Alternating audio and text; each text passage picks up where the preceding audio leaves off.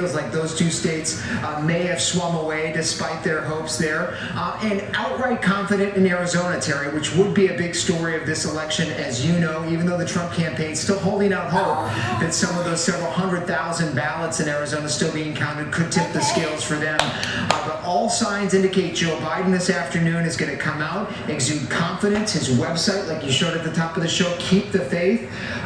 Unclear that he'll come out and declare victory, but right now he's feeling good about the numbers and wants to give some space to states like Pennsylvania so every last vote is counted, Terry. That's what we're hearing from all these states, and it's a good thing. Devin, thanks. And now we're going to take a quick break, but we will have more ABC News Live continuing coverage of the 2020 presidential election right after this.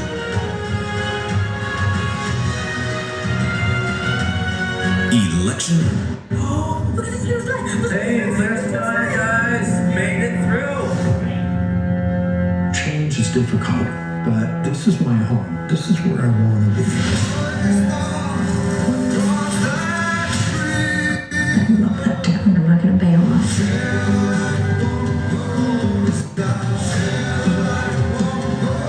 It's a big deal. New beginning. Rebuilding Paradise network premiere Sunday at 9 on National Geographic. What's the most innovative daily news podcast out there to listen to every day? Well, the Edward R. Awards say it's Start Here, the daily news podcast from ABC News. Even the New York Times calls us a top news podcast worth listening to. So if you like getting behind the biggest news stories of the day, inside all the details, the backstory, and what will happen next, then listen to Start Here, the daily news podcast from ABC News. It's like no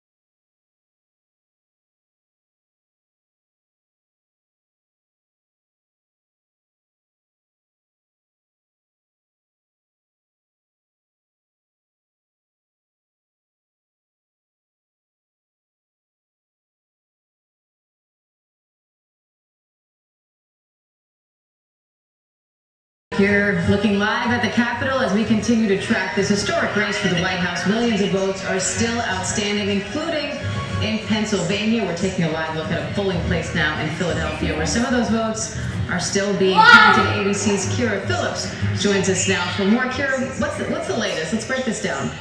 The latest is lawsuit. That's the latest.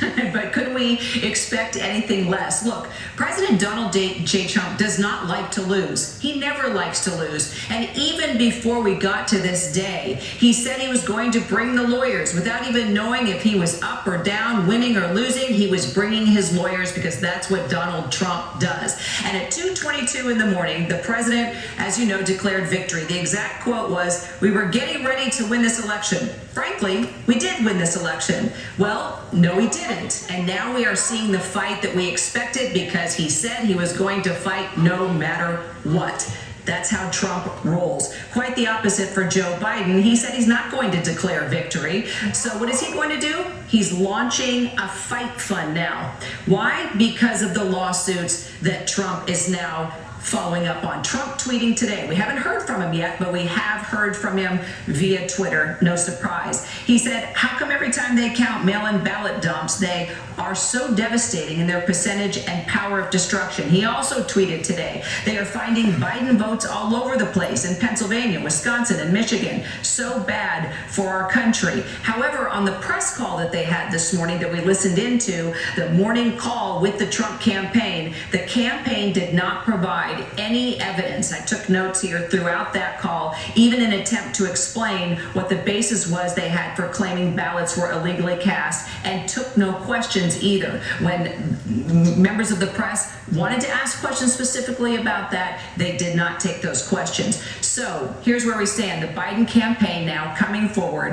I have Jen O'Malley Dillon, who just put out this quote: "The president threatened to go to court to prevent the proper tabulation of votes. We are standing up to the biggest and most comprehensive legal effort ever assembled. This work could stretch on for weeks, so I'm coming to you to ask you to pitch $25 in to the newly formed Biden Fight Fund." That's what she writes. So when are we going to hear from the Trump campaign? Apparently, possibly within this hour, within the next hour. Also, we're expected to hear from Joe Biden as well. Will we actually hear from Donald Trump? Not sure. We do know that his campaign surrogates, including his son Eric, I am told, his wife as well, former Florida AG Pam Bondi, and also 2020 advisor Corey Lewandowski, should be coming to this presser sometime in the 3 p.m. Eastern hour. Also told now, Trump's personal lawyer and former mayor of New York City, Rudy Giuliani, will be there as well. No doubt we will hear a lot about the Biden Fight Fund when Biden decides to hold his press conference anytime now,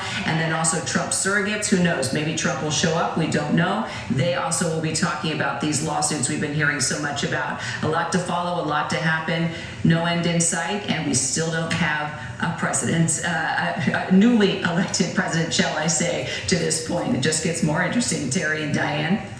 Well, Kira, let me ask you this. So the president is obviously insinuating, suggesting that they're cheating, that the election officials where you are and elsewhere are cheating. You're an excellent reporter there at that particular polling place and other reporting that you've done around. Do you smell dirty tricks in the air? Do you see nefarious dealings? Are people stealing the election in front of you? No, I have not seen that. And I haven't even, look, I have seen the long lines around where the voting has taken place throughout here in our nation's capital, Terry, where you and I both reside. And there have been no complaints of any malfunctions or any kind of fraud taking place. And as we've talked with our correspondents across the United States, we have had no reports of any devious behavior taking place there as well. Sure, we saw rumors that were started on social media, and we know how that trends, and one person retweets it or one person likes it, and it creates these conspiracy theories that just get out of control. But at this moment in time, there is no proof of fraud, period. All right, Kara Phillips, thank you for that. And let's break down now where we are in terms of the larger picture in the presidential election. Let's bring in our virtual roundtable. Joining us now, LZ Granderson, ABC News contributor, Tara Setmeyer, former GOP communications director and senior advisor at the Lincoln Project, and Leah Wright-Rigueur, professor of public policy at Harvard. Thank you all for being here. Leah, I'd like to start things off with you. We don't know who the next president is going to be yet, but we are still getting a read, right now at least, of who came out to vote. And that picture is not necessarily as expected. When you look at the demographics, young voters, for example, there was a lot of expectations that they would be very energized this time around, that they would come out in droves. And we're seeing basically they came out in the same numbers they usually do, which is really not very much. What were your big takeaways when you look at the demographics of who came out to vote in this election? So I think there are a couple of things to keep in mind. The first thing to consider is that we don't have all the ballots, we don't have all the information, and we're not going to have all the information for some time. I believe Pennsylvania said, all the ballots won't be counted until Friday at the earliest. With that said, there are a couple of adjustments that we can make and a couple of projections that we can make, including something like young people coming out pretty flat or coming out in the same numbers that they have in previous years. I think one of the things that this highlights is how frustrated Americans were across the country, particularly with their choices in this election. And that's not necessarily something that's particular to this election, but is something that has been a red flag for the last couple of election cycles that we've by and large ignored. The other part to consider is the impact of COVID-19 and the impact of this kind of these various protocols, essentially. You know, we can't dismiss the fact that this election took place in the midst of a global pandemic, the likes of which we haven't seen in 80 some odd years. So that also matters as well. And then there's also interesting trends coming out of places like Georgia, interesting places like Philadelphia, Florida. All of that matters, and we'll be able to get a better picture as we move into the next couple of days. Elsie, if I could bring you into this on the question of maybe the real loser in this election, pollsters, right? And they had, a lot of them had, the mainstream ones, including ours, had a very different result. What happened in your judgment? Well, what do you see in this election? Not to focus on the polling industry, but on the American people. What happened, aside from a remarkable turnout, what does it tell you about us? I still believe that there's a Bradley effect when it comes to President Trump because he's such a polarizing figure. You know, you can ask someone 1,000 times who they're voting for, and they can assess whether or not it's safe for them to be honest. But once you're in front of, you know, a polling location, you can make your decision the way that you see fit in the comfort of privacy. And I think that, you know, for a lot of Democrats and for a lot of pollsters, they have to recognize that just because you don't like a candidate doesn't mean that other people don't like that candidate. I think that's a big indication. And then two, not to throw shade at the industry, but exit polls don't necessarily tell you the same thing that the polls before election day will tell you. And we've got to be better, or they've got to be better anyway, in terms of ascertaining accurate information based upon the questions ahead of time so that the expectations of the electorate aren't shifted based upon antiquated methods or inaccurate information. Tara, what does that tell you about the conversation around politics in this country? You know, if people are afraid to even admit what candidate they intend to vote for, how are we supposed to find middle ground to move forward in politics, particularly when you see factions of both parties pulling closer to the extremes? Yeah, I think that given how close this election is and, you know, how remarkably incompetent and the failed leadership of Donald Trump, particularly on COVID and the litany of other things that have been problematic during his tenure here as president, from the misogyny to the racism to the populism, the conspiracy theories, all of these things that so many Americans would cast that aside and still support him. It's incredible. So I think that this, even if Joe Biden wins, which it looks like he will, he has a Herculean effort to try to unite this country. There are considerable polar opposites and divides in where we are, and I think that there really needs to be a cultural reckoning with the American people about what they're willing to accept. Donald Trump's behavior, particularly around the integrity of the election, and his comments last night about this being fraud and stopping the vote count, and that's not democracy. You know, that's not what we do here in America. And I think the American people really need to reassess what they're willing to accept. And Tara, how do you foster that conversation? I mean, you're a Republican who does not support the president. There are many others in that camp as well, but the results still are what they are, and this is not a landslide. Even if he doesn't win this election, which he very well might, this is close. So this conversation is going to happen. And how do you foster it if people are afraid to even open their mouths and say that they like the guy or they support his policies? Yeah, I'm not quite sure.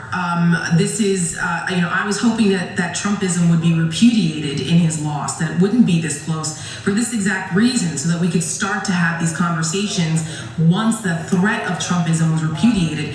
But given that it's alive and well, and that the Republican Party seems to be fully engulfed in it, I think this is a very difficult conversation moving forward, because the party in its current form cannot remain this way. It's unsustainable. Demographic changes in this country won't allow it, and frankly what they're allowing is very antithetical to not only traditional republicanism, but also just to the way our constitutional republic was designed. So I'm not quite sure how we have that conversation, because it's really a character issue here, and I'm not quite sure where we start to bridge that gap, but hopefully Joe Biden can do that if he pulls this out.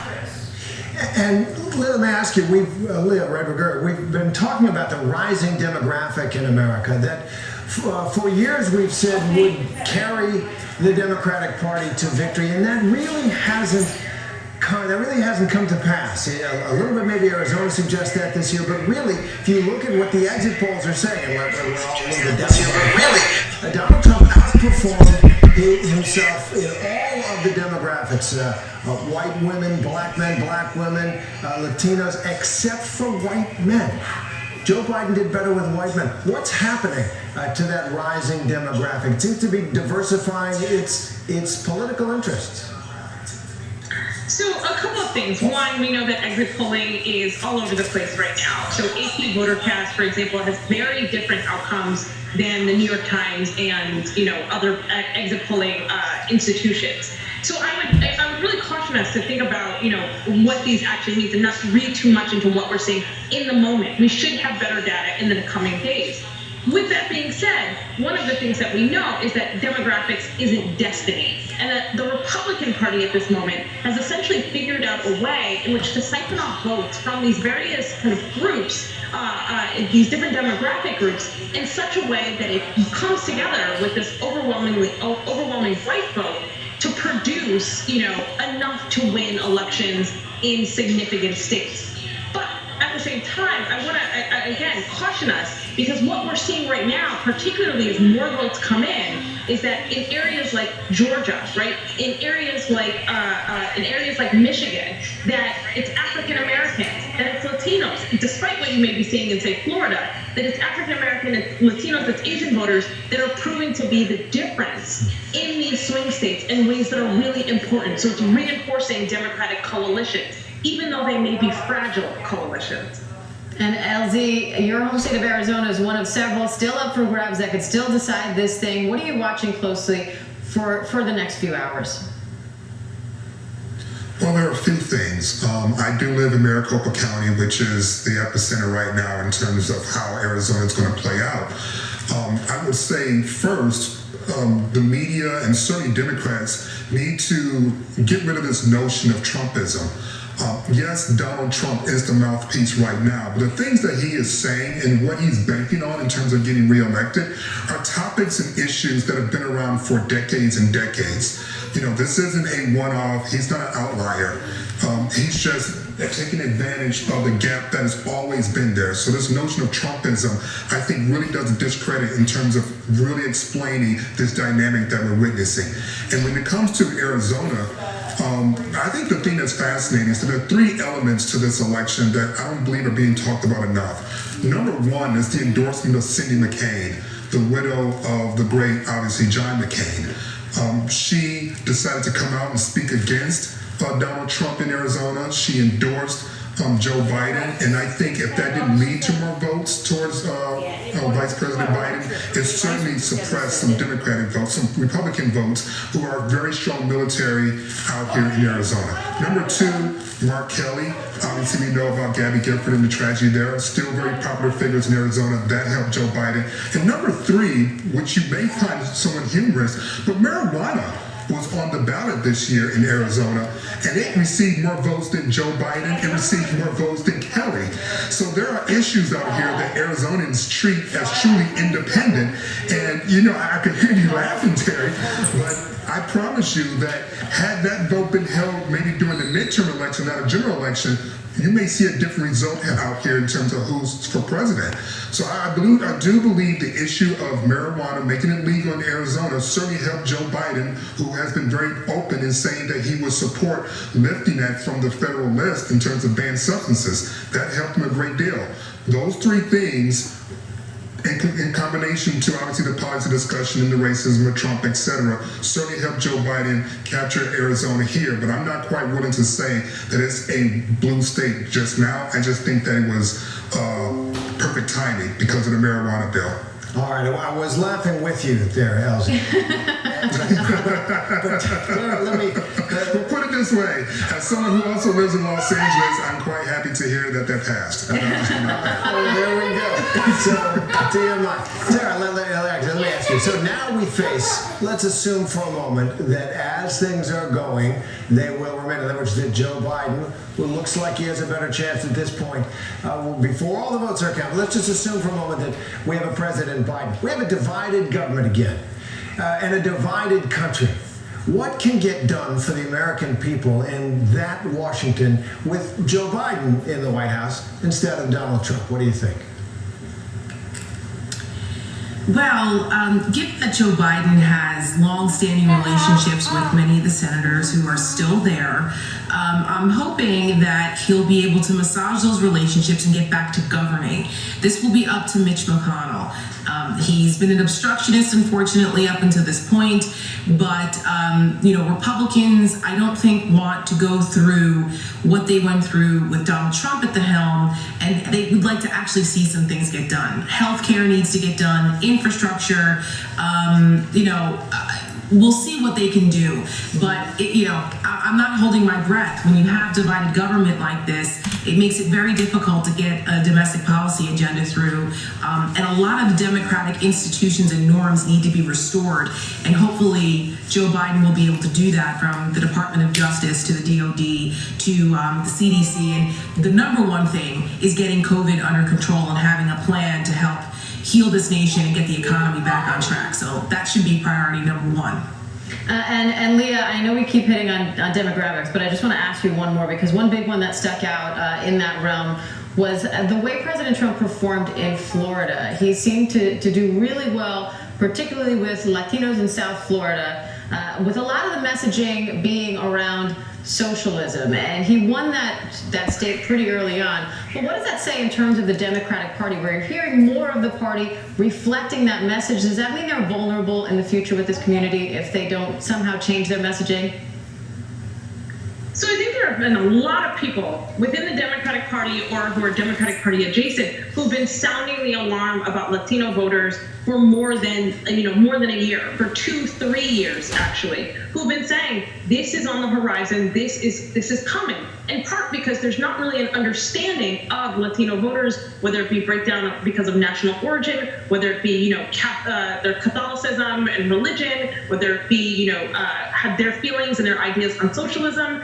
But the other thing that I think one of the things that the Democratic Party has missed, particularly in Florida, is the way in which disinformation and misinformation has penetrated Latino enclaves, and including Spanish language media. So we saw, for example, in Spanish language newspapers in Miami, that they ran 8 months of disinformation and QAnon advertisements and things like that about Joe Biden. It was missed for months, right? So we see these kinds of things. The other thing that the Democratic Party is going to really have to figure out is how are Latinos different depending on what region of the country that they're in. So we happen to know, and also class divides. So we happen to know that Latinos who are working class in specific parts of Texas tend to vote very, very liberally, very progressively. Latinos in other parts of Texas, particularly in wealthy enclaves, tend to vote conservatively. So the Democratic Party has a lot of work to do in really figuring out the demographics of Latino voters. But the signs have been there for a long, long time. People just haven't been paying attention.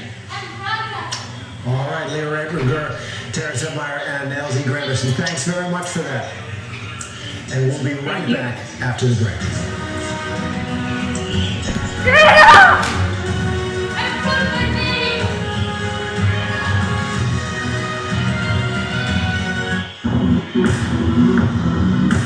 This is what being live is all about. I can see it, honey. This is ABC.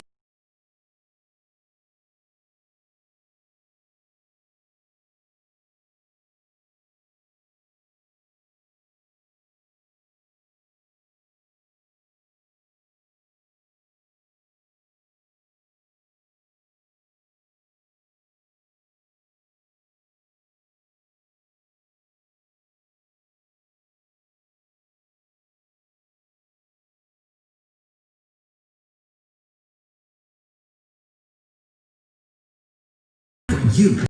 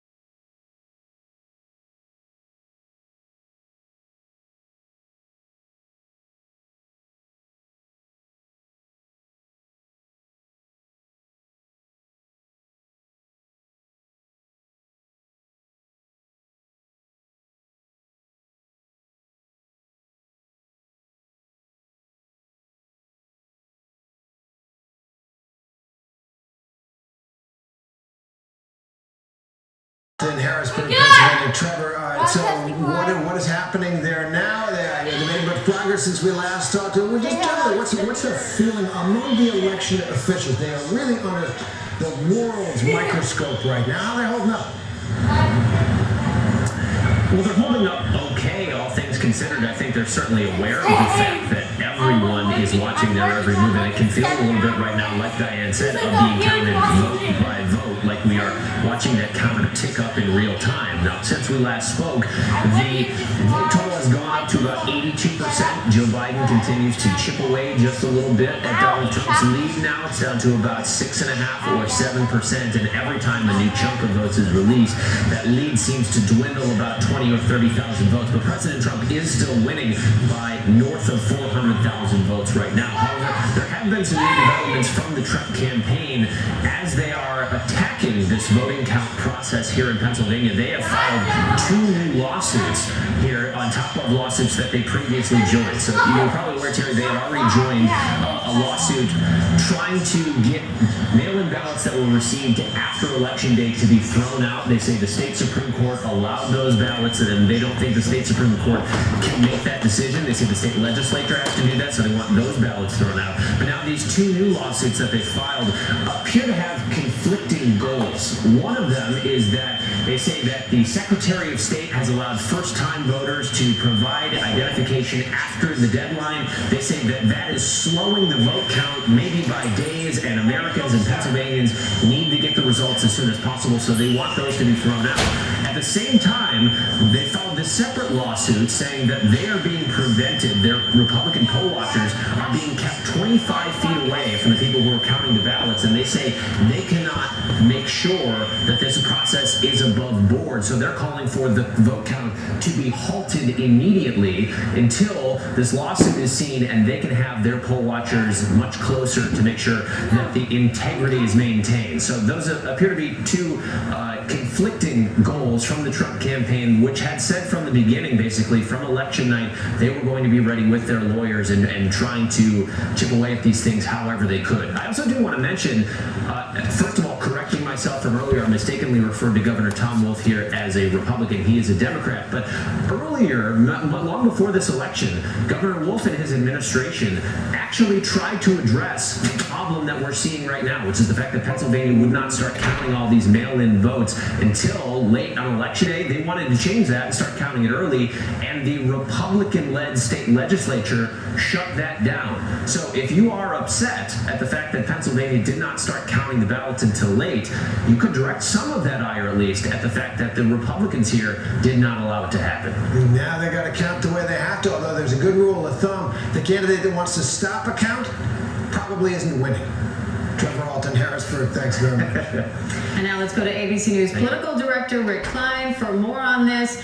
You know, Rick, looking at these lawsuits, it's a little bit curious to me because when you look at the down ballot races, it was actually a pretty good night for Republicans. They seem to be looking at a maintained Senate, and despite the fact that the Democrats did maintain control of the House, Republicans seem to have gained a few seats there as well. So overall, a pretty good day for Republicans when you look at the down ballot. So how does that all play out if the president starts contesting the election results? Yeah, it's a jarring development if you think about it, that right now on the math of the states that have been projected and the current vote total, Joe Biden is in a decent position to claim the presidency, but the Democrats will not have delivered on their hopes to take over control of the Senate, and they will have lost some ground in the House of Representatives. And there was no blue wave, and I think it complicates the picture because there won't be a lot of Republicans deserting President Trump on his politics. They recognize his undeniable political appeal, even through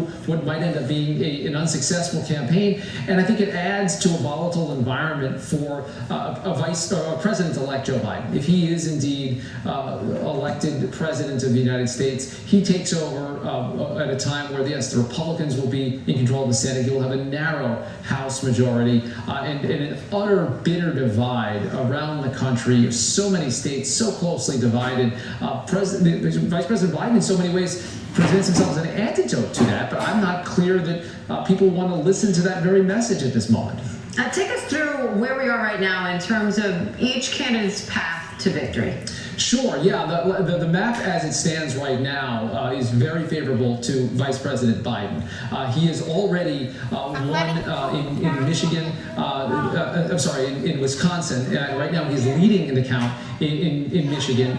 He is right now down in Pennsylvania, but as we've been reporting, he's got a chance to flip that. Those states in the South are still being contested in North Carolina and Georgia.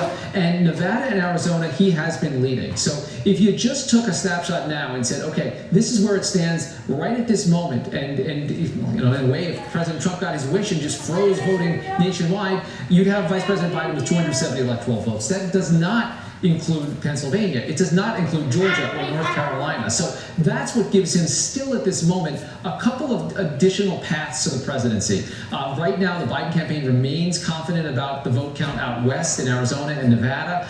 The Trump campaign is suggesting that they can do well in those states. They think that might turn around. But if it doesn't, Joe Biden has the votes he needs without that critical Pennsylvania. And again, as the vote rolls in, Biden is still in the mix in both Pennsylvania and Georgia. So even at this time, 24 hours after most polls have closed, you still have the possibility for much different looking maps that any of which could still deliver Biden the presidency. But it is not over yet, as we know. So how does this end in a Trump victory?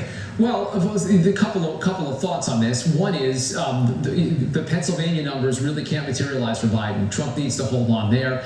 He needs to change the trajectory in some combination of Michigan, Nevada, or Arizona.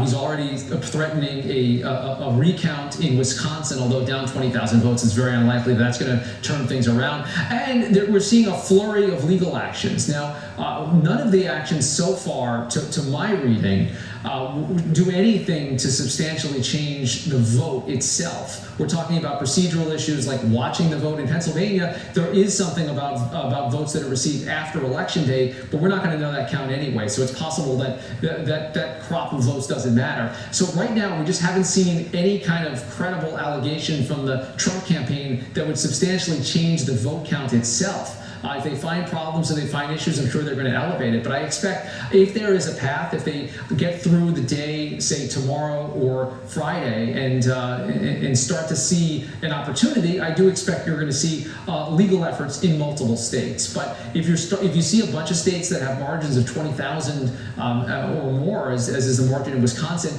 it is ultimately likely to be a futile strategy. A lot of people will talk about Florida 2000. Well, Florida 2000 mattered because the two candidates ended up being separated by about 500 votes. 20,000, not 500. And what has it been like? We know we've seen recounts in Wisconsin before. You say they were nowhere near that. What were the numbers like?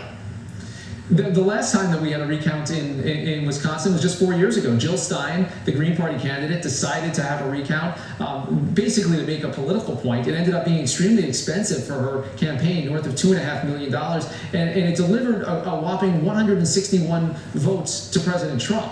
And that was a margin that was roughly in line with this margin. So even former Governor Scott Walker of Wisconsin tweeted out that it's just very difficult to overcome that kind of a margin. You'd have to find not just a typical mistake, but some serious wrongdoing that's never been alleged here to turn around a margin of 20,000, where, again, the election officials in Wisconsin today say they've counted all the votes. So it's not like you can look elsewhere to find pockets of votes. The Trump campaign, I think that's a legal strategy based on hope more than anything else. And Rick, you just took me back there with reference to the 2000 election contest. Because it was so narrow, just 500 votes, and it was the only state that was like it. The presidency hung on it. I remember it as a national freakout almost immediately, high anxiety and intensity. And maybe it's because we've been living at such a high level of intensity and anxiety. It doesn't feel the same. And I just wonder your take on how the country is dealing with this protracted election. I think, well, let's see how the dust settles on some of these states, because it's not clear. The Trump campaign, without any evidence, today is declaring victory in Pennsylvania. Right now, the legal strategy is all over the map. You've got them demanding that the vote count stop in Michigan, stop in Pennsylvania, but continue in Nevada and continue in Arizona. And of course, we know why they're doing each of those things, and they haven't put forward any kind of evidence around this. And to my mind, Terry, that if the margins are significant, you don't end up with Florida-type situations. It just isn't possible, and I don't know that you'll get lawyers ultimately signing off on it, much less judges, to contest a race that isn't that close.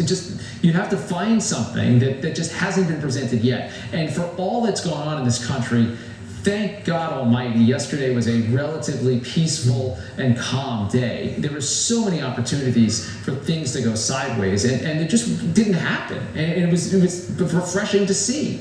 There were lines, and yes, there were some tense moments and some videos that emerged, but there really weren't any clashes or confrontations or allegations of any kind of serious malfeasance. So barring that, it's just hard for me to imagine the country getting revved up for that. But you do have a president who is issuing the Twitter call to arms for his supporters and suggesting things that are just not true about what's going on in terms of the legal landscape and what Democrats are trying. You've got Rudy Giuliani this afternoon in Philadelphia trying to allege that Democrats are trying to steal an election. I mean, the rhetoric is out there, but I don't think if the votes are there that you can actually mount something, even akin to Florida 2000. All right, ABC News Political Director Rick Klein, thanks for the breakdown, Rick. We always appreciate it. Thank you, guys.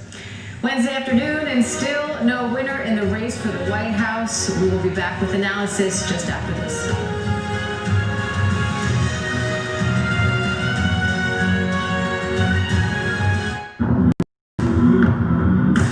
This is what being live is all about.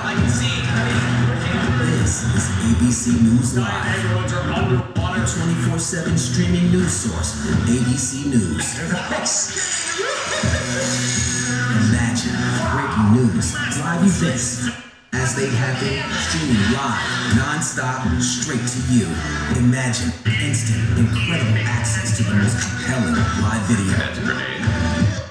Original, on the edge, breakthrough storytelling from ABC News, National Geographic, ESPN, all the most innovative storytellers, all designed differently for you to stream straight to any screen whenever you want, free. And imagine the most celebrated, epic live events and moments, all playing out right before your eyes. Go there now. At ABC News Live. Think of it as your live streaming adrenaline rush. Just look at all of the smoke here. Real, raw, live. No matter where the next step takes us, we're taking it. That's frightening. And go deeper inside the groundbreaking exclusives from the campaign trail only ABC News gets. Behind the scenes, exclusive access. Take you inside for an extraordinary tour here at ABC News Live. This is it. It's time to go there, be there, experience it live on the scene. Maybe that's why, in just 1 year, ABC News Live is already America's #1 live streaming news. And imagine this, it's free. Watch ABC News Live right now and anytime, streaming on Roku, Hulu, Facebook, and abcnews.com. ABC News Live. Streaming everywhere, right to you.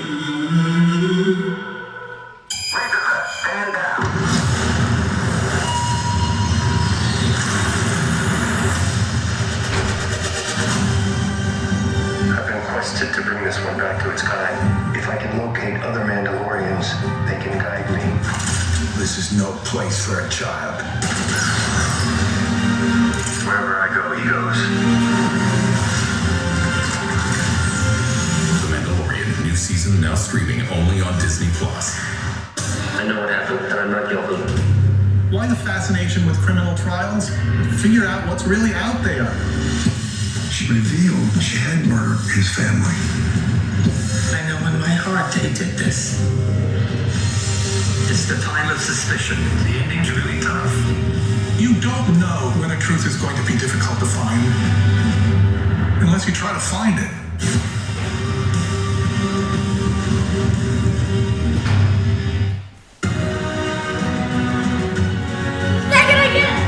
And welcome back. A live look at the Capitol now as we continue to track the race for the White House. Still undecided, and Kira Phillips joins us now from Washington, D.C. with the latest. Kira, it feels like every time we come back to you, there's a new update. Yes, there is. It's actually kind of hard to keep track of. There was just another Trump campaign call that we were listening in on, and it looks like we're not necessarily going to hear from President Trump himself, although, Diane, as we know, anything can happen with President Trump. But we are expected to hear from his surrogates, his son Eric, Eric's wife, also Kim Bondi, who is an advisor to Trump, also a lawyer. She used to be the Attorney General in Florida. Corey Lewandowski, an advisor to the president as well in the 2020 campaign, will also be there. And we also found out that Rudy Giuliani, who always has something interesting to say and usually makes news when he talks, they are all going to be on the ground in Pennsylvania holding a live press conference in the 4 p.m. Eastern hour, we're told, possibly about 4:30. And I'm assuming that's in reaction to Joe Biden's camp. Apparently, Joe Biden is supposed to be stepping forward and holding a press conference as well around 4 o'clock Eastern time. So to bring you up to date, we still, of course, do not know who our president is going to be for the next 4 years. Ballots are still being counted, but what we do know is that we are not only witnessing a historic election, but a historic legal fight. The president came out at 2:22 in the morning last night declaring victory and also saying he's brought his lawyers along and he's going to sue. Now, what we've been seeing develop are various threats of lawsuits and lawsuits in various states over fraudulent election practices and issues of tampering with ballots, etc. To point out, there is no proof of any fraud to this point. But President Trump, because he doesn't like to lose, we know that, is bringing forward his lawyers and already talking about lawsuits. Now, in response to that, Joe Biden's camp now coming forward saying they're starting a legal fund to battle those lawsuits. So, a lot to hear from both camps coming up in this hour. Actually, we just hit the top of the hour. Hopefully, we will hear from Trump's surrogates, possibly Trump himself. You never know what he's going to do, but for sure, Joe Biden, we are hearing from his camp that he will hold a live press conference. So more to come, Diane. We're just sort of rolling with this. It's all fluid, hoping to get more information as time moves on. All right, Kira Phillips, we appreciate the update. Thank you. As you mentioned, at the top of the hour now, we're looking at 237 electoral votes for Joe Biden, 214 for President Trump, but still several battleground states, they're undecided. Still, this election could go either way. And it's been a historical election for women running for office. ABC News Deputy Political Director Mary Alice Park joins us now on the phone for more on that. Mary Alice, tell us, how are some of these races where women have been running for office, how are they shaking out right now? You know, 2 years ago, I covered the midterm elections where women in the Democratic Party really helped Democrats sweep the House with big margins. We saw all these women who had run for office for the very first time, doctors and journalists who told their story. This time, it feels like a really different story that we're starting to see emerge. We're seeing a number of Republican women that were successful in their House races. Some early indications that we could see as many as 12 new Republican women serving in the House of Representatives. There's still a lot of races that haven't been called, but I think that that's going to be a trend line and storyline that we're looking at and that we're going to have to keep looking at closely in the next few days. You know, I'm going to say that overall, in total, right now, it's looking increasingly like that women will actually represent fewer seats there in the House of Representatives, or maybe just about the same. There's not a lot of indications that there will be more women in the House. And that's in part because, frankly, a lot of Democratic women underperformed in their races. You know, Democrats have been pretty excited about a number of candidates in places like Texas that just came up short. And I think that Democrats are doing a lot of soul searching this morning about races that they can hope to win. Back to the drawing board. A disappointing year in some ways, in many ways, for the Democrats. Mary Alice Parks, thanks very much for that. And now let's take a closer look at another battleground state of Michigan. Right now, another one of those states where it is too close to call, but one where many electoral votes are up for grabs that could have a big impact on the election. For more on this, let's bring in Adrian Bankert in Detroit. Adrian, what's the latest on the count and the latest on what we know about this Trump lawsuit? Well, Diane, Terry, good afternoon to you. About 4 hours ago, the Secretary of State released a number saying there were about 100,000 outstanding ballots that needed to be counted in Detroit. And Detroit is one of the cities where they're still awaiting numbers, as well as Grand Rapids and Flint and Kalamazoo.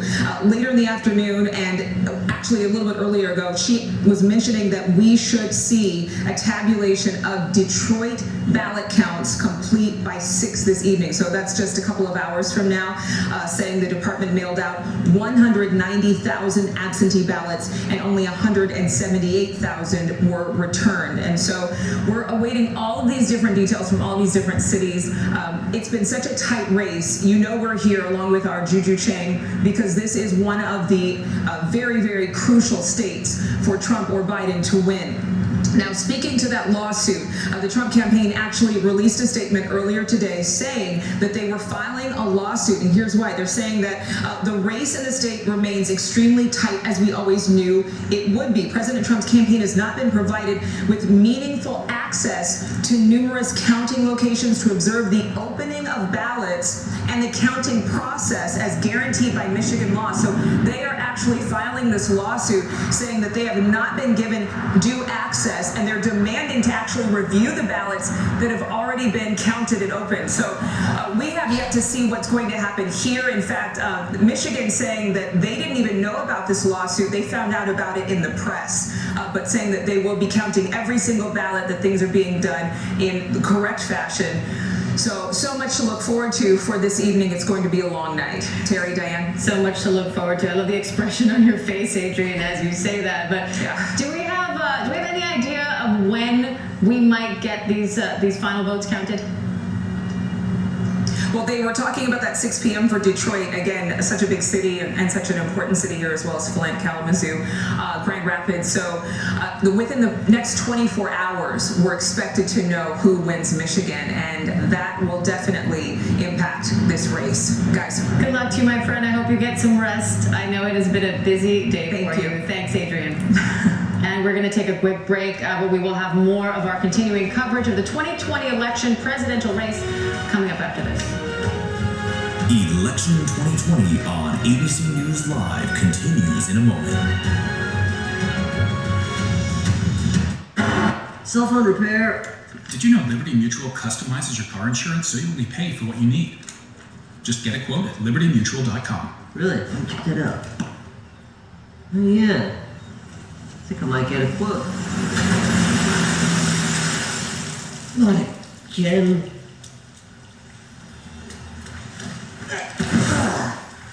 Come on, Max. Do your thing. Only pay for what you need. Liberty, liberty, liberty, liberty.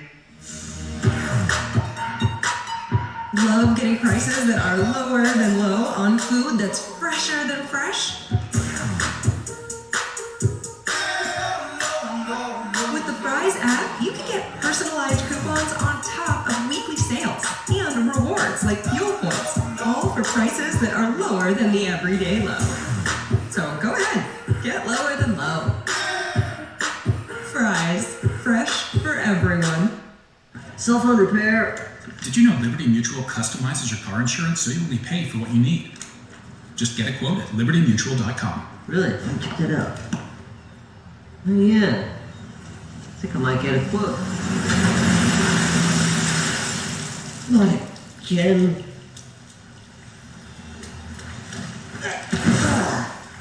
Come on, Max. Do your thing. Only pay for what you need. Liberty, liberty, liberty, liberty. Love getting prices that are lower than low on food that's fresher than fresh?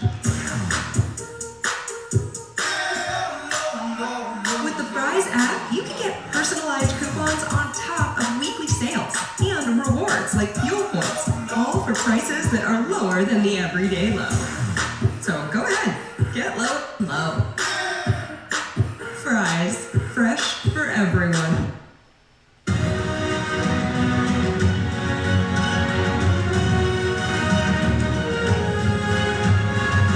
Welcome back. You're looking at the White House there as we continue to track this historic race. Joe Biden about to speak in Delaware. We'll take you to that live in just a moment.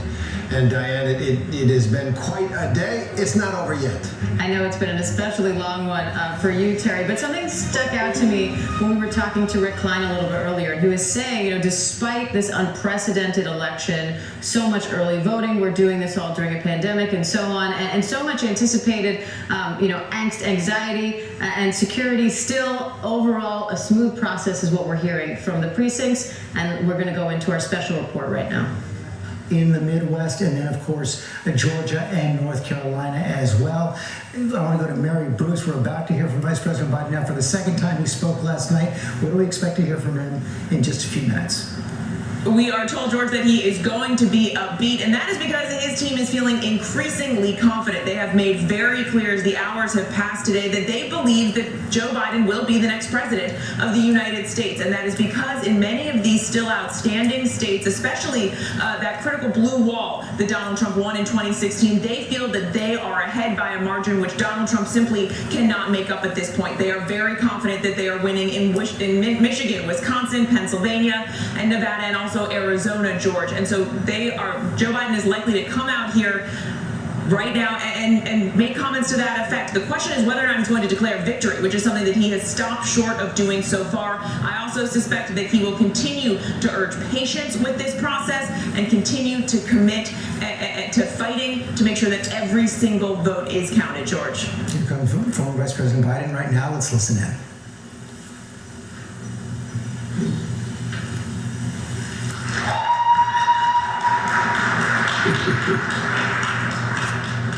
Good afternoon, everyone. Kamala and I are here to make a brief statement, and I'm sure we'll have more to say later, and either tonight or tomorrow. But let me begin by thanking the press for being here and thanking everyone else. My fellow Americans, yesterday once again proved that democracy is the heartbeat of this nation. Just as it has been the heartbeat of this nation for 2 centuries. And even in the face of a pandemic, more Americans voted this election than ever before in American history. Over 150 million people cast their votes. I think that's just extraordinary. And if we had any doubts, we shouldn't have any longer about a government of, by, and for the people. It's very much alive in America. Here, the people rule. Power can't be taken or asserted. It flows from the people. And it's their will that determines who will be the President of the United States, and their will alone. And now, after a long night of counting, it's clear that we're winning enough states to reach 270 electoral votes needed to win the presidency. I'm not here to declare that we've won, but I am here to report when the count is finished, we believe we will be the winners. With all the votes counted, we have won Wisconsin by 20,000 votes, virtually the same margin that President Trump won that state 4 years ago. In Michigan, we lead by over 35,000 votes, and it's growing. A substantially bigger margin than President Trump won Michigan in 2016. Michigan will complete its vote soon, maybe as early as today. And I feel very good about Pennsylvania. Virtually all the remaining ballots to be counted were cast by mail. And we've been winning 78% of the votes by mail in Pennsylvania. We've flipped Arizona and the 2nd District of Nebraska. Of special significance to me is that we've won with the majority of the American people. And every indication is that that majority will grow. We have a popular vote lead of nearly 3 million votes, and every indication is that will grow as well. Indeed, Senator Harris and I are on track to win more votes than any ticket in the history of this country that ever won the presidency and vice presidency. Over 70 million votes.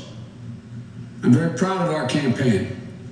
Only 3 presidential campaigns in the past have defeated an incumbent president. When it's finished, God willing, we'll be the 4th. This is a major achievement. This is a major achievement. And it's been a long and difficult campaign, but it's been a more difficult time for our country, a hard time. We've had hard campaigns before. We've faced hard times before.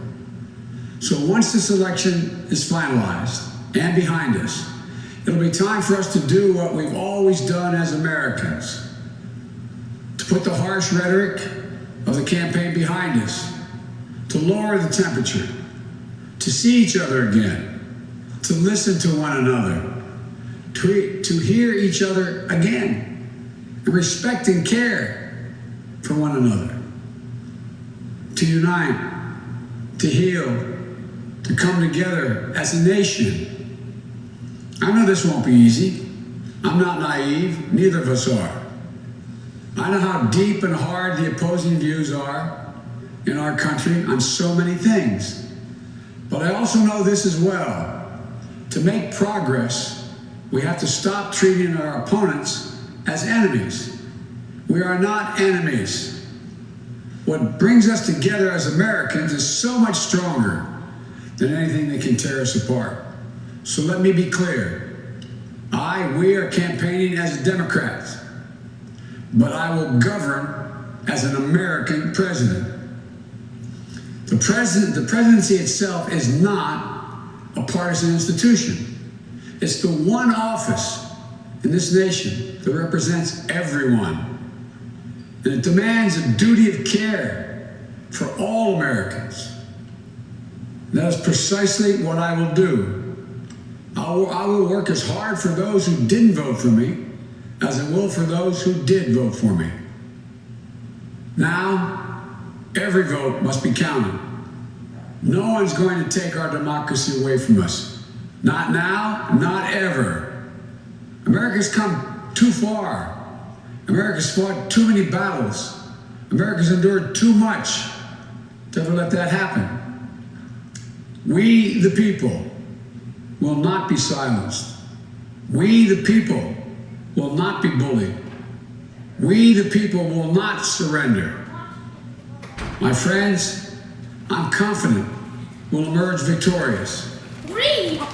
I'm back! But this will not be my victory alone or our victory alone. It'll be a victory for the American people, for our democracy, for America. And there will be no blue states and red states when we win. Just the United States of America. God bless you all, and may God protect our troops. Joe Biden there wrapping up his statement. Not going to take any questions there from the crowd. And the press will assemble along with his Vice Presidential nominee Kamala Harris, saying very carefully that he's not there to declare victory, but believes that it's clear that he is winning enough states to win the 270 electoral votes. Talking about the vote counts in Wisconsin, Michigan, Pennsylvania, Arizona, and Nebraska too. Of course, his lead has been widening in Wisconsin and Michigan. We're still waiting on an awful lot of votes in Pennsylvania as well. I want to bring in Cecilia Vega first. And Cecilia, we haven't heard from President Trump today. We did hear from his campaign just in the last hour.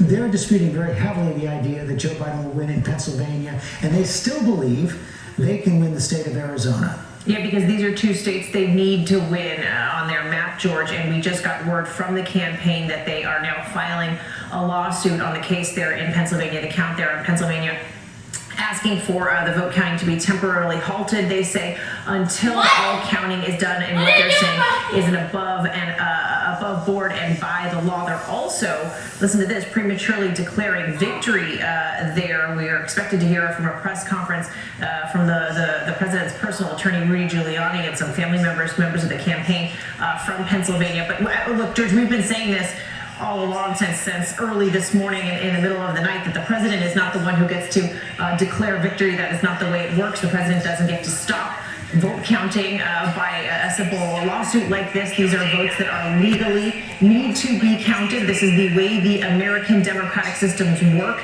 We heard the election officials there in Pennsylvania just a couple of hours ago saying this has been among the smoother elections that they have seen in recent memory. In addition to that, we've been talking about this today. We've got this lawsuit filed by the campaign in Michigan. We've got a demand for a recount in Wisconsin, coupled with these conspiracy theories that the president has been throwing out about election integrity all day long on Twitter. So it really seems right now, George, like even though we haven't heard from the president, we are seeing this strategy being laid out at the moment, and it is very much a throw the kitchen sink strategy at this count right now. Thank you, Cecilia. Let me go to Nate Silver from 538. Interesting that Vice President Biden said the number 270. And that's it right now. If you look at all the states where he's leading, Wisconsin, Michigan, Arizona, Nevada, and Nebraska too, it gets him exactly 270 electoral votes. Talk first about what you're seeing in Pennsylvania. Trump team says they think they see a path to victory. You just heard Vice President Biden there say he thinks he's going to prevail. What are you seeing? In Pennsylvania, there's a lot more votes still left to count than we have in these other states. They thought they would get it resolved by Thursday or Friday. If you look at counties that are more complete, it seems to have shifted just enough to Biden. You compare Biden to Clinton, that he might win the state by a point or two when Clinton lost it by a bit less than a point. But that's certainly a case where there's a lot more vote counting left to occur. And we're going to get vote counts from Arizona tonight as well. 2 more drops of votes. There are about 600,000 ballots left out there. Right now, Vice President Biden has about a 2 or 3 point lead. The Trump campaign believes that even though there's a lot of mail vote out there, these are mail votes that favor Republicans. What more do we know about that 600,000 group of votes that is still out there? So it's not a crazy theory by the Trump campaign. It's true that you have kind of a red shift among mail votes in Arizona. Democrats sent their votes in early. GOP votes came in later. If you kind of squint and look at the math in a certain way, it just might turn it into a tie for Trump. But the problem is that Biden overperforms the party registration numbers in Arizona because you have a lot of ancestral John McCain Republicans who are now swing voters. You have a lot of independents who are now Democrats in name only. So, you have to make a pretty favorable set of assumptions for Trump for him to win Arizona, but it's not crazy. I don't think the state should have been called by anyone. Okay, let me bring in Kate Shaw as well. We've already seen the lawsuits being filed. We presume there are going to be recounts, at least in Wisconsin, probably in more states beyond that, including perhaps Michigan. Walk through first the recount process and the potential legal challenges that could end this up and put this in court. Sure, so recounts are available whenever the vote margin is close enough and someone requests a recount. So we know already that Wisconsin, that is ongoing, or at least the request will be made. It seems likely that if the vote count is close enough in Michigan and Pennsylvania and perhaps other states, the candidate on the losing side of the initial numbers will seek a recount. And it could be more than just those 3 states. What there isn't any legal path to do is what the president has broadly suggested, which is just seek to stop counting. That's not a plausible legal claim. It's not one any court would recognize. There may be challenges of the sort that has been suggested might be filed in Michigan, challenges to the method or circumstances in which ballots are being counted, access, say, to observers being denied or not being sufficiently extended. So those are the kinds of lawsuits, and I think it is right what Cecilia said. This is sort of a scorched earth strategy, and we are going to see, we have already seen over 300 lawsuits prior to Election Day challenging various aspects of our election system. I think we are likely to see many more, but they need to be specific. They need to articulate a legal claim, and a lot of these feel, just from what we know so far, like they are pretty uphill legal theories for the president's team. Kate Shaw, thanks. Rahm Emanuel, the message from Joe Biden now will govern as an American president. What degree of confidence do you think he would have had to have in the results to come out and give this speech at this time? He has a high confidence, and remember, early on, their modelers had Michigan and Wisconsin right before, while everybody else was running around a bit with their hair on fire. So I think what he did is exactly right from 2 or 3 points from a message standpoint. 1, he was assertive without being presumptuous. 2, he had a message in a civics box. He told you the history of that this is a government of and by and for the people, slightly like Gettysburg, like what Lincoln did. But his message was about unity, which is consistent with what he did in the campaign. So that was the theory. I do think what Trump's doing on a legal strategy, if I can divert one moment. The scorched earth policy is working the ref here. He's basically thrown a total series of dust out on Michigan and Wisconsin, knowing that it will go against him, so he can concentrate his firepower. If they're going to rule against me there, I want help on Pennsylvania. And the judges, acting a little like Solomon-esque, are going to say, okay, if we gave you those two, maybe we could throw it the other way. So the strategy is crazy like a fox. Don't think there's nothing here. It's not a legal strategy. Donald Trump is all about politics. I'm going to fight you on Michigan and Wisconsin, but you're going to have to give me Wisconsin because you're going to go against me on those two. Christian, we haven't heard from the president yet until we actually heard from him quite early this morning. We haven't heard from him since that speech early this morning. Fucci did face some blowback on what's the strategy going forward. Can it survive falling behind in Pennsylvania? Well, listen, George, I think you never want to fall behind if you're going to be in a close race like this. Rob and I were discussing this earlier. You always want to be the guy who can, be fighting from ahead rather than fighting from behind. But I think there's a clear strategy here. I think Arizona hasn't been called because Arizona shouldn't be called, because there still are a lot of votes out there, and people don't really know what's going to happen in Arizona. None of the Biden people feel confident, but you know what? The Trump people felt confident in Wisconsin last night, and then when Milwaukee County hit, all of a sudden they were behind. I think it's close enough in Wisconsin for it to be appropriate to ask for a recount, and they have. And as far as the lawsuit in Michigan, I think it's appropriate to say we want to be able to watch these votes being counted, and apparently Michigan law allows for that. And so you, of course, would want the votes to stop being counted until the court rules. And if the court rules in your favor, then you go in and appropriately watch those votes being counted. And the same thing should apply in Pennsylvania. So, these are all things I think are very reasonable things for the president's campaign to do. What the result will be, who knows? But what we know is that we're not asking, I don't want people to misunderstand. The president's not saying through these lawsuits, don't count any more votes, leave it where it is. What he's saying is, if you want to, we don't want any more votes counted until we can have representatives there watching to make sure the count is on the up and up. And I think that would be something that the Biden campaign, if they're being reasonable, wouldn't disagree about. Okay, we're going to see a lot more vote coming in today. We expect more votes coming in from Michigan. We expect more votes coming in from Pennsylvania, and probably the remaining votes from Arizona as well. So we're going to be back, of course, with World News Tonight with David Muir, and I'll be anchoring a primetime special at 10 Eastern right here on the network. Stay with us.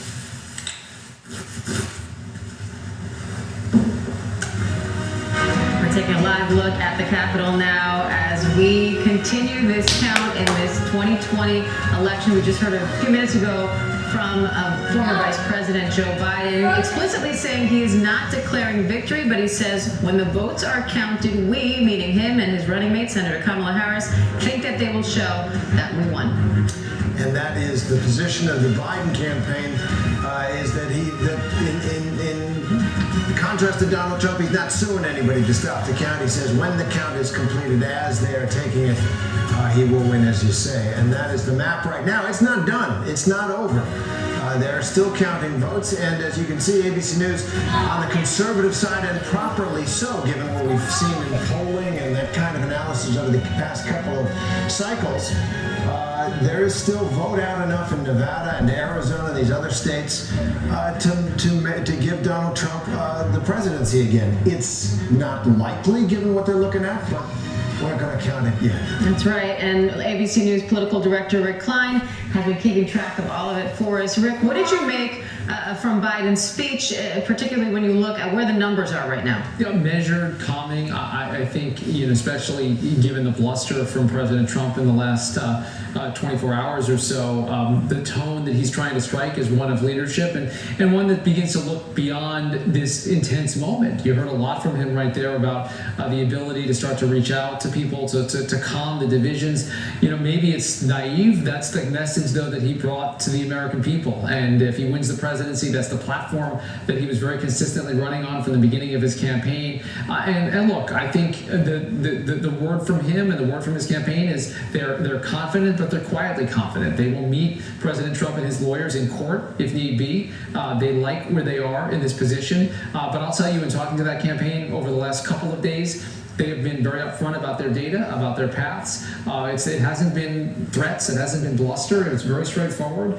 They had a plan, they executed on it. It wasn't quite the night that they hoped it would be, but it may have been a night that still delivered Joe Biden the presidency. And May remains the question because, one of the things that Donald Trump has done best in his life, arguably, is sue people. He sued people thousands of times. It's one of his tactics in both to get his way in business and in politics. So what about these lawsuits from the Trump campaign? What's the likelihood, do you think, that they'd be successful in blocking some of these votes from being counted and prolonging the election?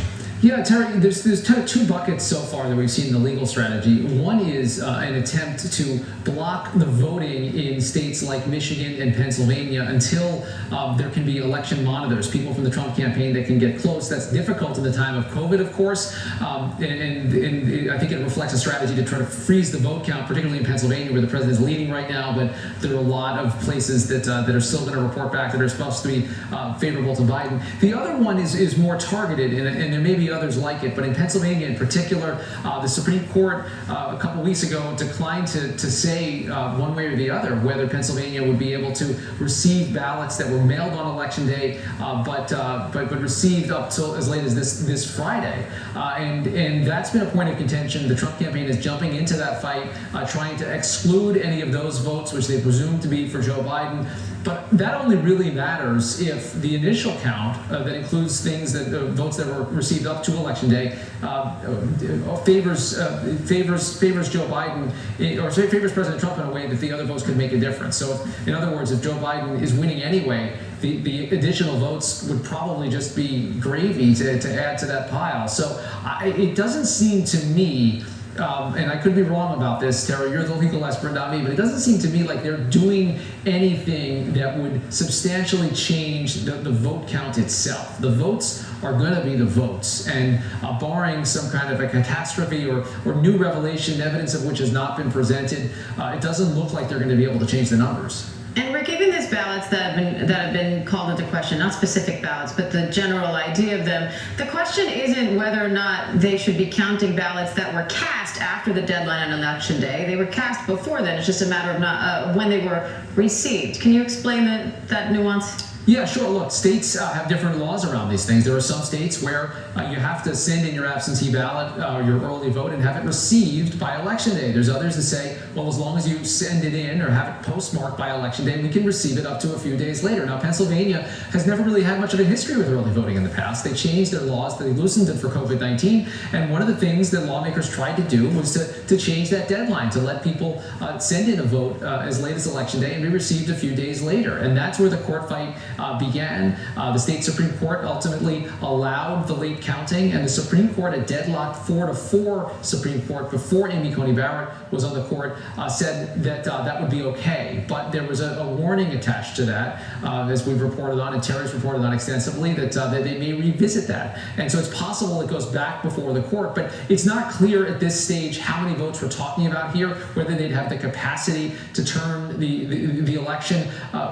Guys, we can think about things in the context of that very close recount in Florida in 2000, but unless you have that tight margin like that, it's hard to see any of these very narrow issues becoming relevant. Well, let me ask you, Rick, if things continue along these lines, as Vice President Biden thinks they will, can you see Donald Trump conceding that he lost? It's hard for me to imagine those words escaping his lips. And he has spent so much of the last 4 years alleging fraud and various plots by Democrats. And I feel like his Twitter feed will continue to spread that sort of misleading information up to the day he deletes it or the day he dies. So I can't imagine him saying, you know what, the guy beat me and let's move on. I could imagine a scenario where he says, I think I should have won, I think I would have won, and I don't love it, but ultimately a peaceful transition of power. But I think these next 48 hours are critical because those initial final vote counts. What do the numbers show in Nevada? What do they show in Arizona? What do they show when we're finalized in Michigan, as we are now in Wisconsin and Pennsylvania and Georgia and North Carolina? If when the dust settles from all of that, there is a viable path and a plausible legal argument to make that there's a challenge that could overturn it, then I could see an active flurry of court fights in multiple state capitals, Florida on steroids. If, on the other hand, it appears that President Trump has lost enough states that he's losing pretty badly, I just don't see it. I don't see how you keep up a fight like that unless you've got the facts on your side. And Rick, we're coming up on almost 24 hours now since the first polls closed and those votes started being counted. As we head into evening now, what do you make of what we've seen so far in this count? And what do you think we should expect going into tonight? Yeah, that's kind of jarring for you to say because I haven't slept in the last 24 hours. Neither has Terry, and I've gotten a very small amount. So what about it's you? Very strange to think about this very long day that we've been in. But I mean, it's a wild series of events. I mean, to have those initial returns come through and so many Democrats feel like it's just a replay of 2016, to see the early hopes of a landslide or a blue wave crashed early on, and then the very real panic among Democrats that they weren't going to put it together. When President Trump did come out early this morning to declare something of a premature victory, he had a very plausible path, and you could look at that map and say, okay, I see how this guy has gotten it done. And of course, that's changed as more numbers have rolled in the overnight hours and through the day today. The Wisconsin results are very definitive, 20,000 votes.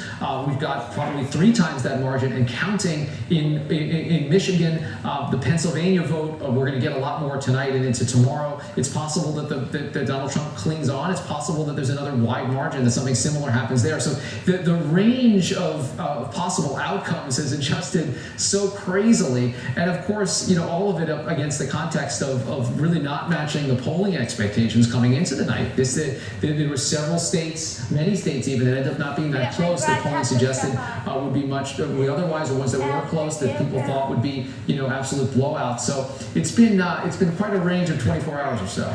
And because of all that, it's been a roller coaster ride, no matter which side you're on. Rick Klein, thanks very much for that. We're going to take a break right now. More ABC News Live, continuing coverage of the 2020 presidential election after this. Election 2020 on ABC News Live continues in a moment.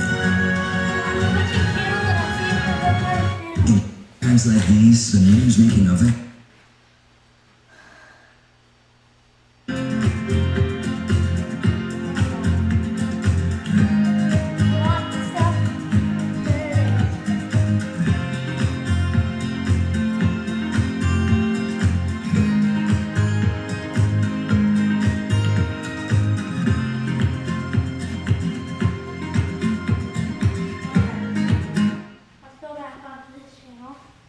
He's still lying.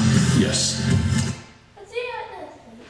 A candidate that is close but not over the top that you could ask for a recount. So we actually could have a request. Staying on this channel right here. America's #1 news source, ABC News, straightforward. We will guide you through it all tonight. What happened?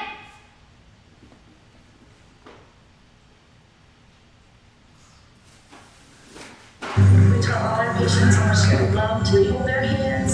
David, we're showing our love and support for all the ICU staff. Okay, turn this off. Turn this off. Susan Powell.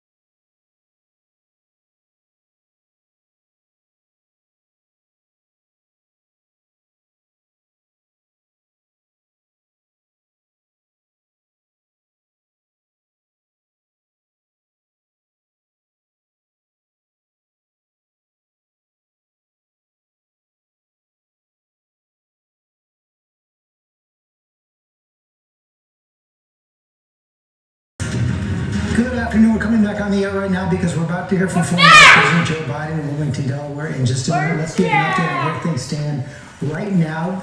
Joe Biden has won 21 states, 237 electoral votes, closing in the Midwest, and then, of course, Georgia and North Carolina as well. I want to go to Mary Bruce. We're about to hear from Vice President Biden now for the second time. He spoke last night. What do we expect to hear from him in just a few minutes? We are told, George, that he is going to be upbeat, and that is because his team is feeling increasingly confident. They have made very clear as the hours have passed today that they believe that Joe Biden will be the next president of the United States, and that is because in many of these still outstanding states, especially that critical blue wall that Donald Trump won in 2016, they feel that they are ahead by a margin which Donald Trump simply cannot make up at this point. They are very confident that they are winning in Michigan, Wisconsin, Pennsylvania, and Nevada, and also Arizona, George. And so Joe Biden is likely to come out here right now and make comments to that effect. The question is whether or not he's going to declare victory, which is something that he has stopped short of doing so far. I also suspect that he will continue to patience with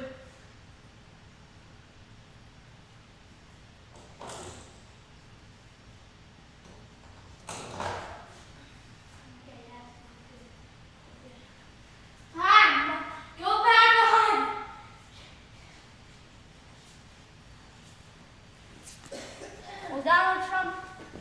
What? It went up. Did we set it? I think we did at least.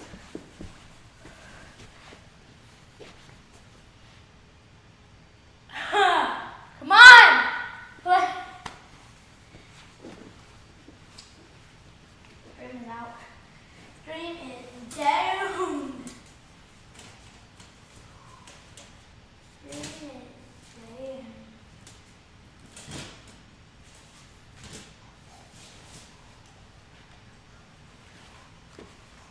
I think just because they just want to do two of them and we both got some. What is going on? Let me try to fix it. Live stream, I'm so sorry. Reporter Matthew here. The live stream is down for some reason. I kind of know why.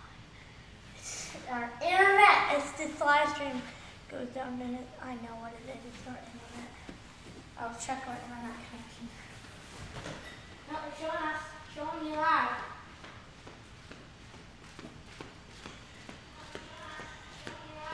Something happened. What's going on?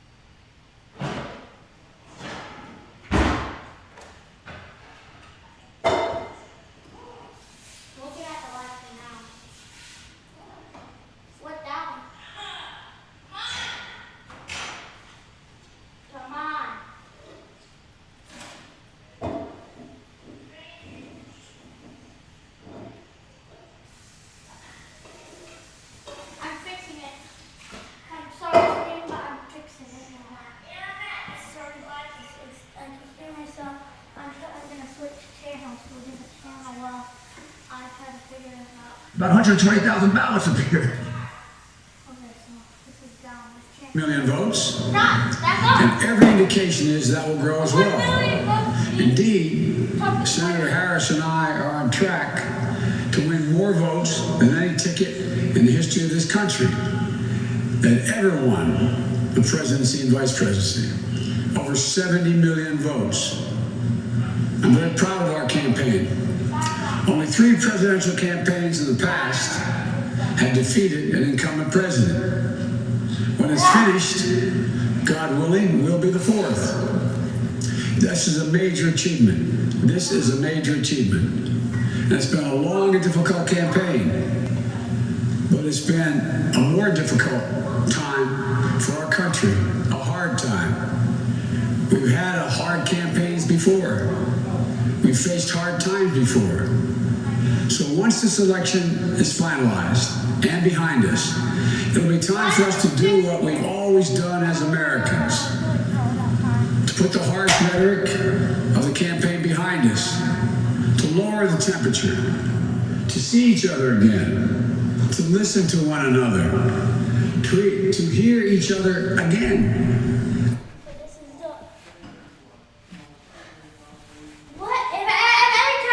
Respect and care for one another. To unite, to heal, to come together as a nation. I know this won't be easy. I'm not naive, neither of us are. I know how deep and hard the opposing views are in our country on so many things. But I also know this as well. To make progress, we have to stop treating our opponents as enemies. We are not enemies. What brings us together as Americans is so much stronger than anything that can tear us apart. So let me be clear. We are campaigning as Democrats, but I will govern as an American president. The presidency itself is not a partisan institution. It's the one office in this nation that represents everyone. And it demands a duty of care for all Americans. That is precisely what I will do. I will work as hard for those who didn't vote for me as I will for those who did vote for me. Now, every vote must be counted. No one's going to take our democracy away from us. Not now, not ever. America's come too far. America's fought too many battles. America's endured too much to let that happen. We, the people, will not be silenced. We, the people, will not be bullied. We, the people, will not surrender. My friends, I'm confident we'll emerge victorious. But this will not be my victory alone or our victory alone. It'll be a victory for the American people, for our democracy, for America. And there will be no blue states and red states when we win. Just the United States of America. God bless you all, and may God protect our troops. Joe Biden there wrapping up his statement.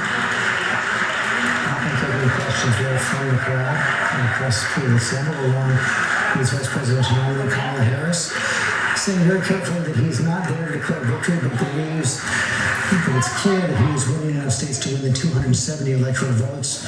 Talking about the vote counts in Wisconsin, Michigan, Pennsylvania, Arizona, and Nebraska too. Of course, his lead has been widening in Wisconsin and Michigan. We're still waiting on an awful lot of votes in Pennsylvania as well. I want to bring in Cecilia Vega first. And Cecilia, we haven't heard from President Trump today. We did hear from his campaign just in the last hour. They're disputing very heavily the idea that Joe Biden will win in Pennsylvania, and they still believe they can win the state of Arizona. Yeah, because these are two states they need to win on their map, George, and we just got word from the campaign that they are now filing a lawsuit on the case there in Pennsylvania, the count there in Pennsylvania, asking for the vote counting to be temporarily halted, they say, until all counting is done, and what they're saying is an above board and by the law. They're also, listen to this, prematurely declaring victory there. We are expected to hear from a press conference from the president's personal attorney, Rudy Giuliani, and some family members of the campaign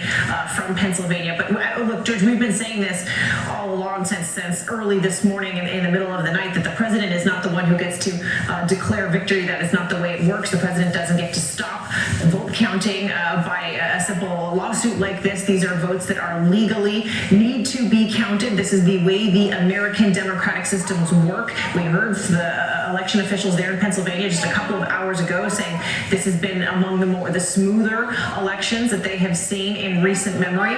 In addition to that, we've been talking about this today. We've got this lawsuit filed by the campaign in Michigan. We've got a demand for a recount in Wisconsin, coupled with these conspiracy theories that the president has been throwing out about election integrity all day long on Twitter. So it really seems right now, George, like even though we haven't heard from the president, we are seeing this strategy being laid out at the moment, and it is very much a throw the kitchen sink strategy at this count right now. Let me go, thank you, Cecilia. Let me go to Nate Silver from 538. Interesting that Vice President Biden said the number 270. And that's it right now. If you look at all the states where he's leading, Wisconsin, Michigan, Arizona, Nevada, and Nebraska too, it gets him exactly 270 electoral votes. Talk first about what you're seeing in Pennsylvania. Trump team says they think the safe path to victory. You just heard Vice President Biden there say he thinks he's going to prevail. What are you seeing? In Pennsylvania, there's a lot more votes still left to count than we have in these other states. They thought they would get it resolved by Thursday or Friday. If you look at counties that are now complete, it seems to have shifted just enough to Biden. Compare Biden to Clinton, that he might win the state by a point or two when Clinton lost it by a bit less than a point. But that's certainly a case where there's a lot more vote counting left to occur. And we're going to get vote counts from Arizona tonight as well. 2 more drops of votes. There are about 600,000 ballots left out there. Right now, Vice President Biden has about a 2 or 3 point lead. The Trump campaign believes that even though there's a lot of mail vote out there, these are mail votes that favor Republicans. What more we know about that 600,000 group of votes that is still out there?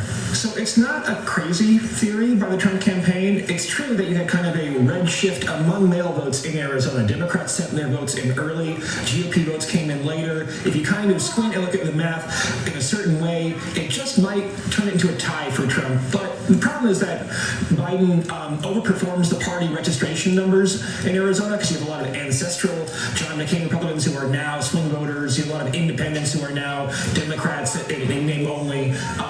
So, you have to make a pretty favorable set of assumptions for Trump for him to win Arizona, but it's not crazy. I don't think the state should have been called by anyone. Okay, let me bring in Kate Shaw as well. We've already seen the lawsuits being filed. We presume there are going to be recounts, at least in Wisconsin, probably in more states beyond that, including perhaps Michigan. We'll walk through first the recount process and the potential legal challenges that could end this up and put this in court. Sure, so recounts are available whenever the vote margin is close enough and someone requests a recount. So we know already that Wisconsin, that is ongoing, or at least the request will be made. It seems likely that if the vote count is close enough in Michigan and Pennsylvania and perhaps other states, the candidate on the losing side of the initial numbers will seek a recount. And it could be more than just those 3 states. What there isn't any legal path to do is what the president has broadly suggested, which is just seeking to stop counting. That's not a plausible legal claim. It's not one any court would recognize. There may be challenges of the sort that has been suggested might be filed in Michigan, challenges to the method or circumstances in which ballots are being counted, access, say, to observers being denied or not being sufficiently extended. So those are the kinds of lawsuits, and I think it is right what Cecilia said. This is sort of a scorched earth strategy, and we are going to see, we have already seen over 300 lawsuits prior to Election Day challenging various aspects of our election system. I think we are likely to see many more, but they need to be specific. They need to articulate a legal claim, and a lot of these feel, just from what we know so far, like they are pretty uphill legal theories for the president's team. Shaw, thanks. Rahm Emanuel, the message from Joe Biden now to govern as an American president. What degree of confidence do you think he would have had to have in the results to come out and give this speech at this time? He has a high confidence. And remember, early on, their modelers had Michigan and Wisconsin right before, while everybody else was running around a bit with their hair on fire. So I think what he did is exactly right from 2 or 3 points from a message standpoint. 1, he was assertive without being presumptuous. 2, he had a message in a civics box. He told you the history of that. This is a government of and by and for the people, like Gettysburg, like what Lincoln did. But his message was about unity, which is consistent with what he did in the campaign. So that was the theory. I do think what Trump's doing on a legal strategy, if I can divert one moment, the scorched earth policy is working the ref here. He's he's basically thrown a total series of dust out on Michigan and Wisconsin, knowing that it will go against him, so he can concentrate his firepower. If you're going to rule against me there, I want help on Pennsylvania. And the judge is acting a little like Solomon-esque. Are going to say, okay, if we gave you those two, maybe we could throw it the other way. So the strategy is crazy like a fox. Don't think there's nothing here. It's not a legal strategy. Donald Trump is all about politics. I'm going to fight you on Michigan, Wisconsin, but you're going to have to give me Wisconsin because you're going to go against me on those two.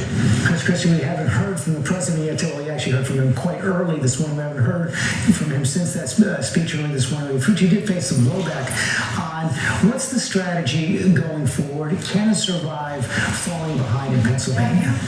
Well, listen, George, I think you never want to fall behind if you're going to be in a close race like this. Rob and I were discussing this earlier. You always want to be the guy who can, be fighting from ahead rather than fighting from behind. But I think there's a clear strategy here. I think Arizona hasn't been called because Arizona shouldn't be called, because there still are a lot of votes out there, and people don't really know what's going to happen in Arizona. None of the Biden people feel confident, but you know what? The Trump people felt confident in Wisconsin last night, and then when Milwaukee County hit, all of a sudden they were behind. I think it's close enough in Wisconsin for it to be appropriate to ask for a recount, and they have. And as far as the lawsuit in Michigan, I think it's appropriate to say we want to be able to watch these votes being counted, and apparently Michigan law allows for that. And so you, of course, would want the votes to stop being counted until the court rules. And if the court rules in your favor, then you go in and appropriately watch those votes being counted. And the same thing should apply in Pennsylvania. So, these are all things I think are very reasonable things for the president's campaign to do. What the result will be, who knows? But what we know is that we're not asking, I don't want people to misunderstand. The president's not saying for these lawsuits, don't count any more votes and leave it where it is. What he's saying is, if you want to, we don't want any more votes counted until we can have representatives there watching to make sure the count is on the up and up. And I think that would be something that the Biden campaign, if they're being reasonable, wouldn't disagree about. Okay, we're going to see a lot more vote coming in today. We expect more votes coming in from Michigan. We expect more votes coming in from Pennsylvania, and probably the remaining votes from Arizona as well. So we're going to be back, of course, with World News Tonight with David Muir, and I'll be anchoring a primetime special at 10 Eastern right here on the network. Stay with us.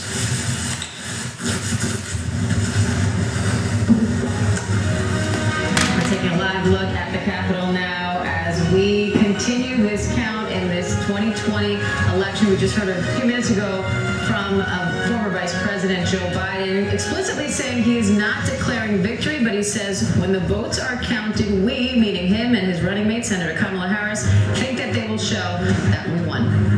And that is the position of the Biden campaign, is that in contrast to Donald Trump, he's not suing anybody to stop the count. He says when the count is completed, as they are taking it, he will win, as you say. And that is the map right now. It's not done. It's not over. They're still counting votes, and as you can see, ABC News on the conservative side, and properly so, given what we've seen in polling and that kind of analysis over the past couple of cycles. There is still vote out enough in Nevada and Arizona and these other states to give Donald Trump the presidency again. It's not likely, given what they're looking at, but we're not going to count it yet. That's right. And ABC News political director Rick Klein has been keeping track of all of it for us. Rick, what did you make from Biden's speech, particularly when you look at where the numbers are right now? Measured, calming. I think, especially given the bluster from President Trump in the last 24 hours or so, the tone that he's trying to strike is one of leadership and one that begins to look beyond this intense moment. You heard a lot from him right there about the ability to start to reach out to people, to calm the divisions. Maybe it's naive. That's the message, though, that he brought to the American people. And if he wins the presidency, that's the platform that he was very consistently running on from the beginning of his campaign. And look, I think the word from him and the word from his campaign is they're confident, but they're quietly confident. They will meet President Trump and his lawyers in court if need be. They like where they are in this position. But I'll tell you, in talking to that campaign over the last couple of days, they have been very upfront about their data, about their paths. It hasn't been threats. It hasn't been bluster. It's very straightforward. They had had a plan. They executed on it. It wasn't quite the night that they hoped it would be, but it may have been a night that still delivered Joe Biden the presidency. And May remains the question because, one of the things that Donald Trump has done best in his life, arguably, is sue people. He's sued people thousands of times. It's one of his tactics in both to get his way in business and in politics. So what about these lawsuits from the Trump campaign? What's the likelihood, do you think, that they'd be successful in blocking some of these votes from being counted and prolonging the election? Yeah, Terry, there's two buckets so far that we've seen in the legal strategy. One is an attempt to block the voting in states like Michigan and Pennsylvania until there can be election monitors, people from the Trump campaign that can get close. That's difficult in the time of COVID, of course, and I think it reflects a strategy to try to freeze the vote count, particularly in Pennsylvania, where the president is leading right now, but there are a lot of places that are still going to report back that are supposed to be favorable to Biden. The other one is more targeted, and there may be others like it, but in Pennsylvania in particular, the Supreme Court a couple weeks ago declined to say one way or the other whether Pennsylvania would be able to receive ballots that were mailed on election day, but received up till as late as this Friday, and that's been a point of contention. The Trump campaign is jumping into that fight, trying to exclude any of those votes which they presume to be for Joe Biden.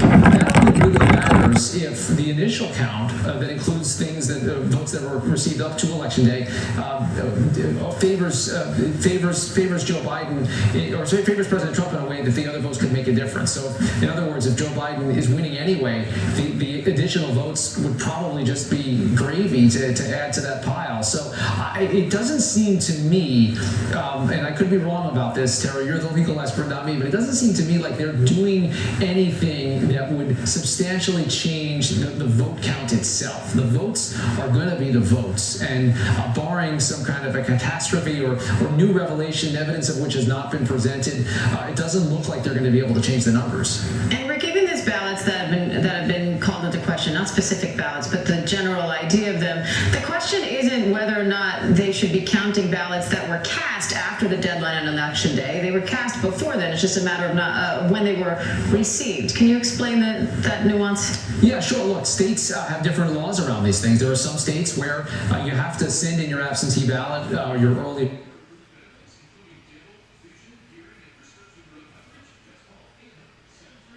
and have it received by election day. There's others that say, well, as long as you send it in or have it postmarked by election day, we can receive it up to a few days later. Now, Pennsylvania has never really had much of a history with early voting in the past. They changed their laws, they loosened it for COVID-19, and one of the things that lawmakers tried to do was to change that deadline, to let people send in a vote as late as election day and be received a few days later. And that's where the court fight began.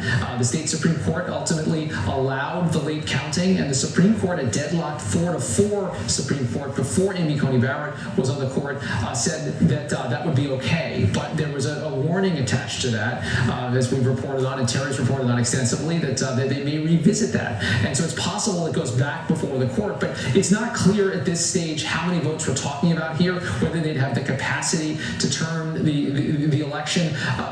Guys, we can think about things in the context of that very close recount in Florida in 2000, but unless you have that tight margin like that, it's hard to see any of these very narrow issues becoming relevant.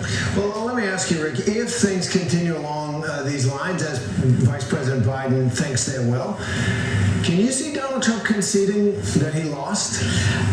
It's hard for me to imagine those words escaping his lips. And he has spent so much of the last 4 years alleging fraud and various plots by Democrats. And I feel like his Twitter feed will continue to spread that sort of misleading information up to the day he deletes it or the day he dies. So I can't imagine him saying, you know what, the guy beat me and let's move on. I could imagine a scenario where he says, I think I should have won, I think I would have won, and I don't love it, but ultimately a peaceful transition of power. But I think these next 48 hours are critical because those initial final vote counts, what do the numbers show in Nevada? What do they show in Arizona? What do they show when we're finalized in Michigan, as we are now in Wisconsin and Pennsylvania and Georgia and of court fights in multiple state capitals, Florida on steroids. If, on the other hand, it appears that President Trump has lost enough states that he's losing pretty badly, I just don't see it. I don't see how you keep up a fight like that unless you've got the facts on your side. And Rick, we're coming up on almost 24 hours now since the first polls closed and those votes started being counted. As we head into evening now, what do you make of what we've seen so far in this count, and what do you think we should expect going into tonight? Yeah, that's kind of jarring for you to say because I haven't slept in the next 24 hours. Neither has Terry, and I've gotten a very small amount, so what about it's you? Very strange to think about this very long day that we've been in, but I mean, it's a real wild series of events. I mean, to have those initial returns come through and so many Democrats feel like it's just a replay of 2016, to see the early hopes of a landslide or a blue wave crashed early on, and then the very real panic among Democrats that they weren't going to put it together. When President Trump did come out early this morning to declare something of a premature victory, he had a very plausible path, and you could look at that map and say, okay, I see how this guy has gotten it done. And of course, that's changed as more numbers have rolled in the overnight hours and through the day today. The Wisconsin results are very definitive, 20,000 votes. We've got probably 3 times that margin and counting in Michigan. The Pennsylvania vote, we're going to get a lot more tonight and into tomorrow. It's possible that Donald Trump clings on. It's possible that there's another wide margin, that something similar happens there. So the range of possible outcomes has adjusted so crazily. And of course, all of it up against the context of really not matching the polling expectations coming into the night. There were several states, many states even, that ended up not being that close, that polling suggested would be much otherwise, or ones that were close that people thought would be absolute blowouts. So it's been quite a range of 24 hours or so. And because of all that, it's been a roller coaster ride, no matter which side you're on. Rick Klein, thanks very much for that. We're going to take a break right now. More ABC News Live, continuing coverage of the 2020 presidential election after this. Election 2020 on ABC News Live continues in a moment.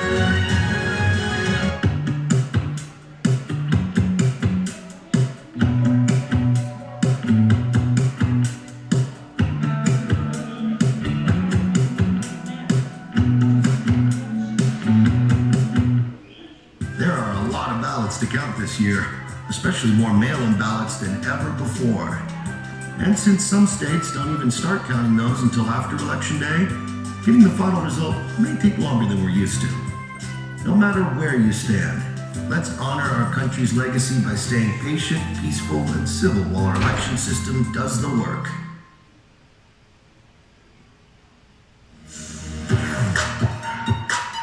Love getting prices that are lower than low on food that's fresher than fresh? With the Fry's app, you can get personalized coupons on top of weekly sales and rewards like fuel points, all for prices that are lower than the everyday low. So go ahead, get lower than low. Fry's, fresh for everyone. There are a lot of ballots to count this year, especially more mail-in ballots than ever before. And since some states don't even start counting those until after Election Day, getting the final result may take longer than we're used to. No matter where you stand, let's honor our country's legacy by staying patient, peaceful, and civil while our election system does the work.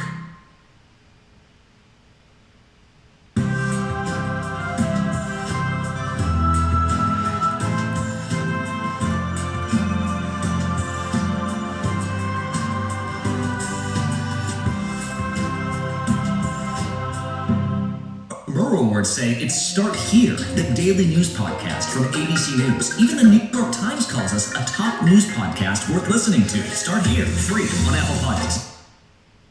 This is an ABC News Live special.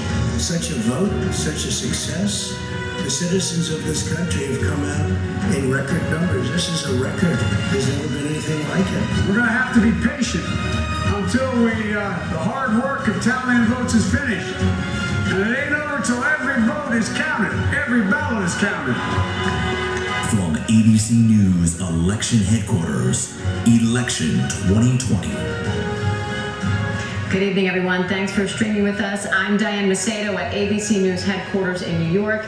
And the race for the White House is still too close to call. That surge of early and mail-in voting is still being counted as we speak. But ABC News is now projecting Joe Biden will win the key state of Michigan. That state has gone to Democrats in the past, but it famously went to Donald Trump 4 years ago. Again, ABC News now projecting Joe Biden has won the state of Michigan. And ABC News Deputy Political Director Mary Alice Parks joins us now for a look at what this means. Mary Alice, how big of a win is Michigan for Joe Biden, and what does that do for the map right now?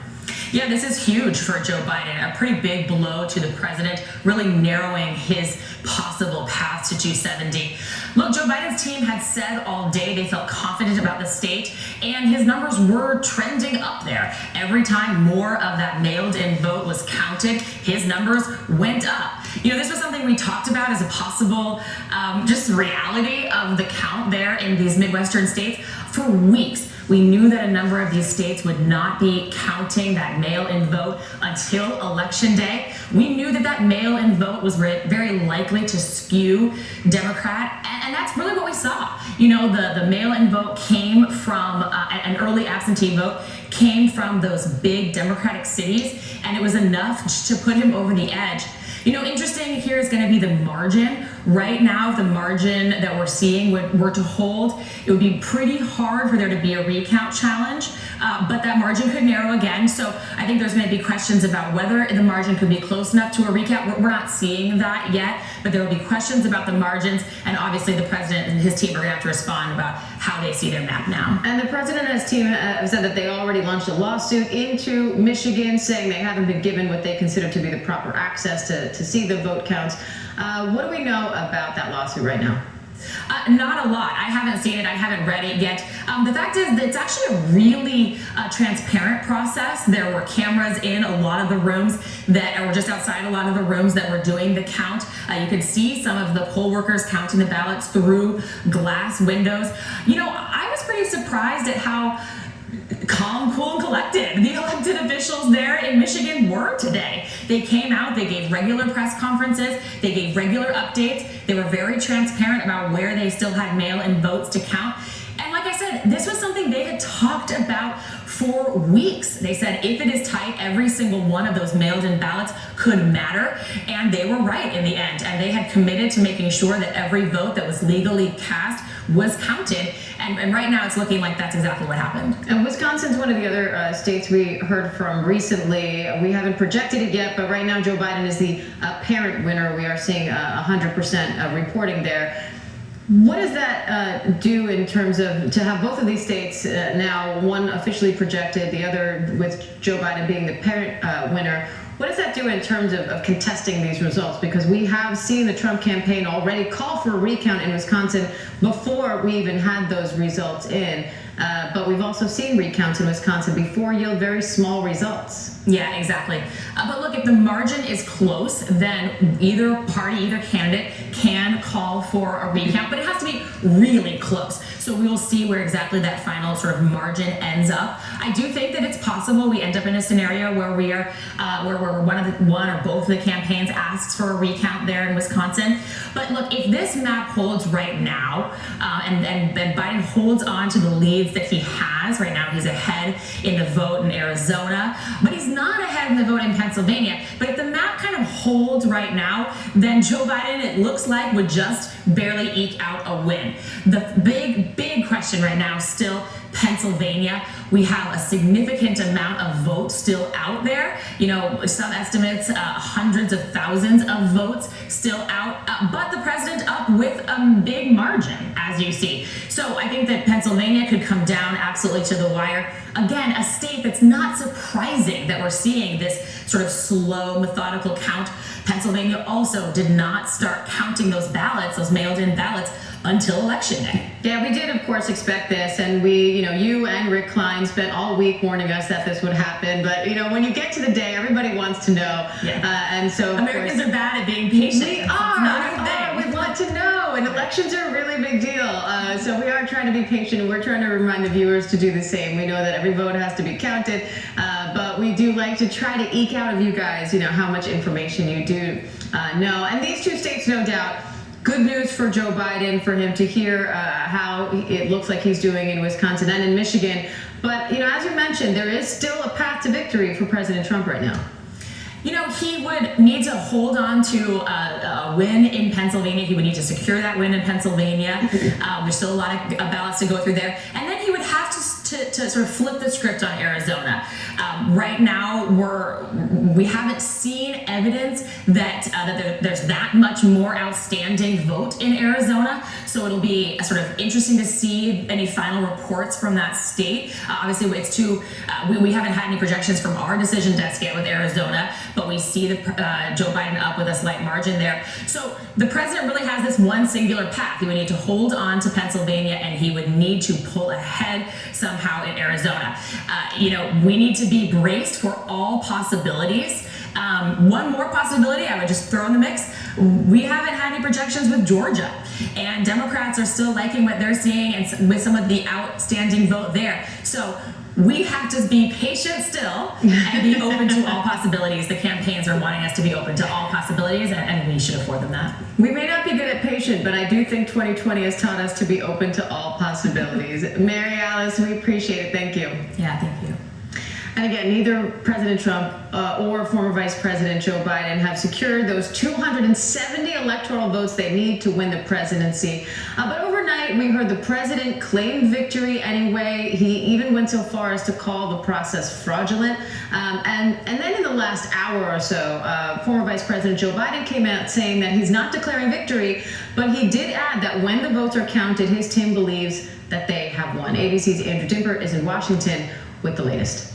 It's a race to the finish line, and the margin still razor thin in the states that could tip the scales in the 2020 election. As predicted for months, counting the record-shattering number of mail-in and absentee votes in battleground states is taking time, as anxious Americans wait to see who wins the White House. Although the race is still too close to project, last night both President Trump and Joe Biden securing several all-important wins. We are now projecting that Donald Trump will win the state of Ohio. We have another state to project, and it is the state of Virginia. It is going to Joe Biden. It was a roller coaster election night for both candidates, seeing leads evaporate, change, and tighten in some crucial states. Biden addressing the nation this evening, not declaring victory, but saying he's confident he will win once the votes are counted. We, the people, will not be silenced.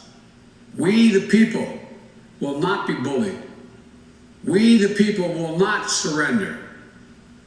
My friends, I'm confident we'll emerge victorious. President Trump, however, again casting doubt on the election's integrity without evidence, demanding that no more votes be counted. We want all voting to stop. We don't want them to find any ballots at 4 o'clock in the morning and add them to the list, okay?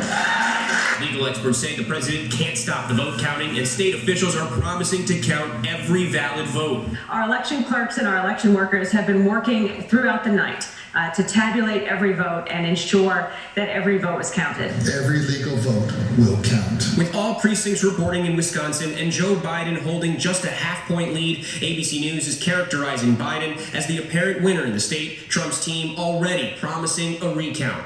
Biden is also holding on to much of the blue wall states, but there could be cracks. Trump is leading in Pennsylvania, but officials say there are millions more ballots to be tallied, and the U.S. Supreme Court ruled they have through Friday to count them. And to be clear, election officials have been cautioning in the lead up to election night that it would take days to count the millions of mail-in ballots. But the fact that this is taking time is not all that uncommon and doesn't mean there's a problem. Andrew Dimbert, ABC News, Washington. Thanks to Andrew for that. Now let's go to ABC's Kira Phillips, who's tracking the latest developments for us as those ballots are counted. Kira, what are you seeing? Well, there's a lot that we're seeing. First of all, I'm being told that President Trump is in the White House right now, huddled with his advisors, planning his battle plan to win this election. As you know, he's already filed a lawsuit in Wisconsin, Pennsylvania, asking for a recount. Filing a lawsuit in Michigan and Pennsylvania and asking for a recount, demanding a recount in Wisconsin. Just moments ago, Diane, wrapping up a news conference in Pennsylvania, his son Eric Trump, his wife by his side, Pam Bondi, the former Attorney General for Florida, an advisor to Trump, also a lawyer, and also Corey Lewandowski, also an advisor to the president, along with Rudy Giuliani, the president's personal attorney, talking about how they have declared victory in Pennsylvania. The quote actually from Eric Trump was that it's very clear to us and we have declared victory in Pennsylvania. That state has not officially been called, but they are saying they already won the state. And then Rudy Giuliani stepped up to the mic announcing that they have witnessed and seen fraud in that state and they are not going to put up with it. And this is what he said. Not a single Republican has been able to look at any one of these mail ballots. They could be from Mars as far as we're concerned, or they could be from the Democratic National Committee. Joe Biden could have voted 50 times as far as we know, or 5,000 times. And on top of that, the Trump campaign, top aides, family members, also allies of the president, have been out there tweeting victory in Pennsylvania as well. And I'm seeing now that Twitter actually fired back, labeling those tweets, Diane, saying official sources may not have called the race when this was tweeted. So basically slapping a label on all those tweets coming out. Well, as you can imagine, the president responding immediately, putting out his own tweets. We have claimed for electoral vote purposes the Commonwealth of Pennsylvania, which won't allow legal observers, the state of Georgia and the state of North Carolina, each one of which has a big Trump lead. Additionally, we hereby claim the state of Michigan if, in fact, there was a large number of secretly dumped ballots, as has been widely reported. As you know, as you just mentioned at the top of your show, Diane, ABC calling Michigan to Joe Biden at this point, which is why now we are seeing this lawsuit that has been filed also in Pennsylvania. The Trump campaign claiming victory. Now they're talking about a lawsuit there because that has not officially been called. And on top of that, you saw in Trump's tweet when he was talking about which won't allow legal observers, that they're not allowing legal observers to monitor the voting process there in Pennsylvania. I can tell you Pam Bondi, the former Attorney General, talked about that as well, claiming that they have video proving that the Trump campaign, that their poll watchers have been intimidated and have been forced far away enough where they can't observe the voting process that took place yesterday. So a lot to follow, a lot to keep up with. This is far from over, Diane, that's for sure. That we know. All right, Kira Phillips, thank you.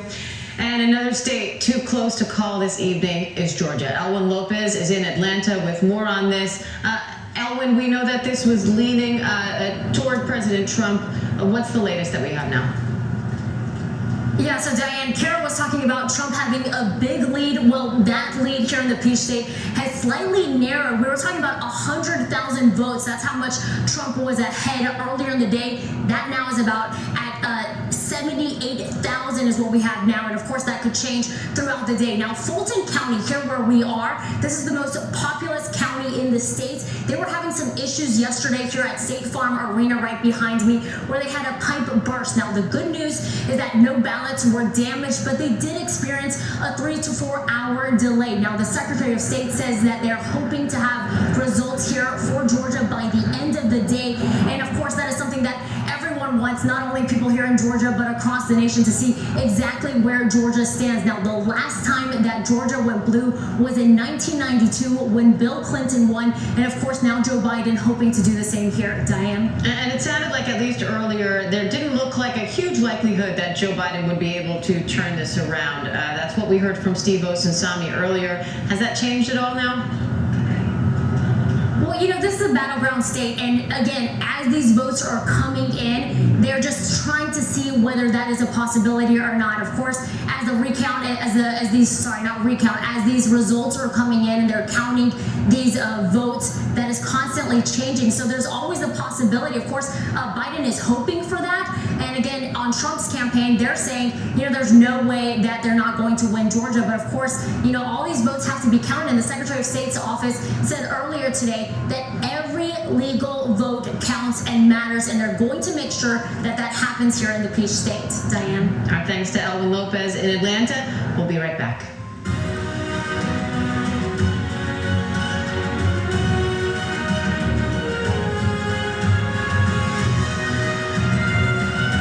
Welcome to Disney Plus. Are you ready? Play and explore. The action, the adventure, and the originals. There's no limit to what you'll find. These are your worlds. So come on, dive deeper into the universes you love.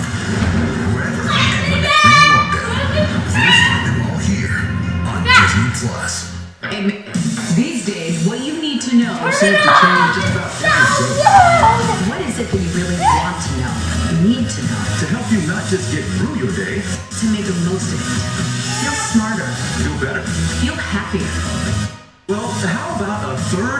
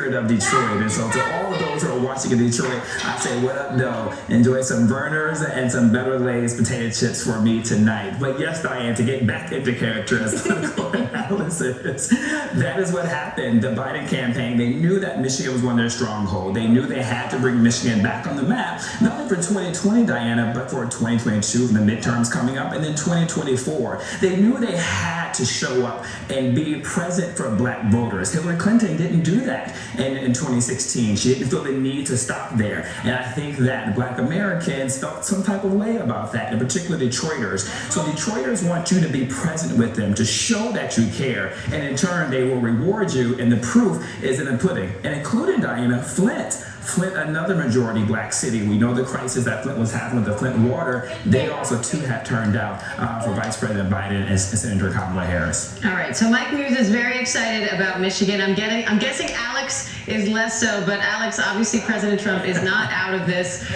just yet by any means. He seems particularly optimistic about Pennsylvania. Talk to us about what you're seeing there.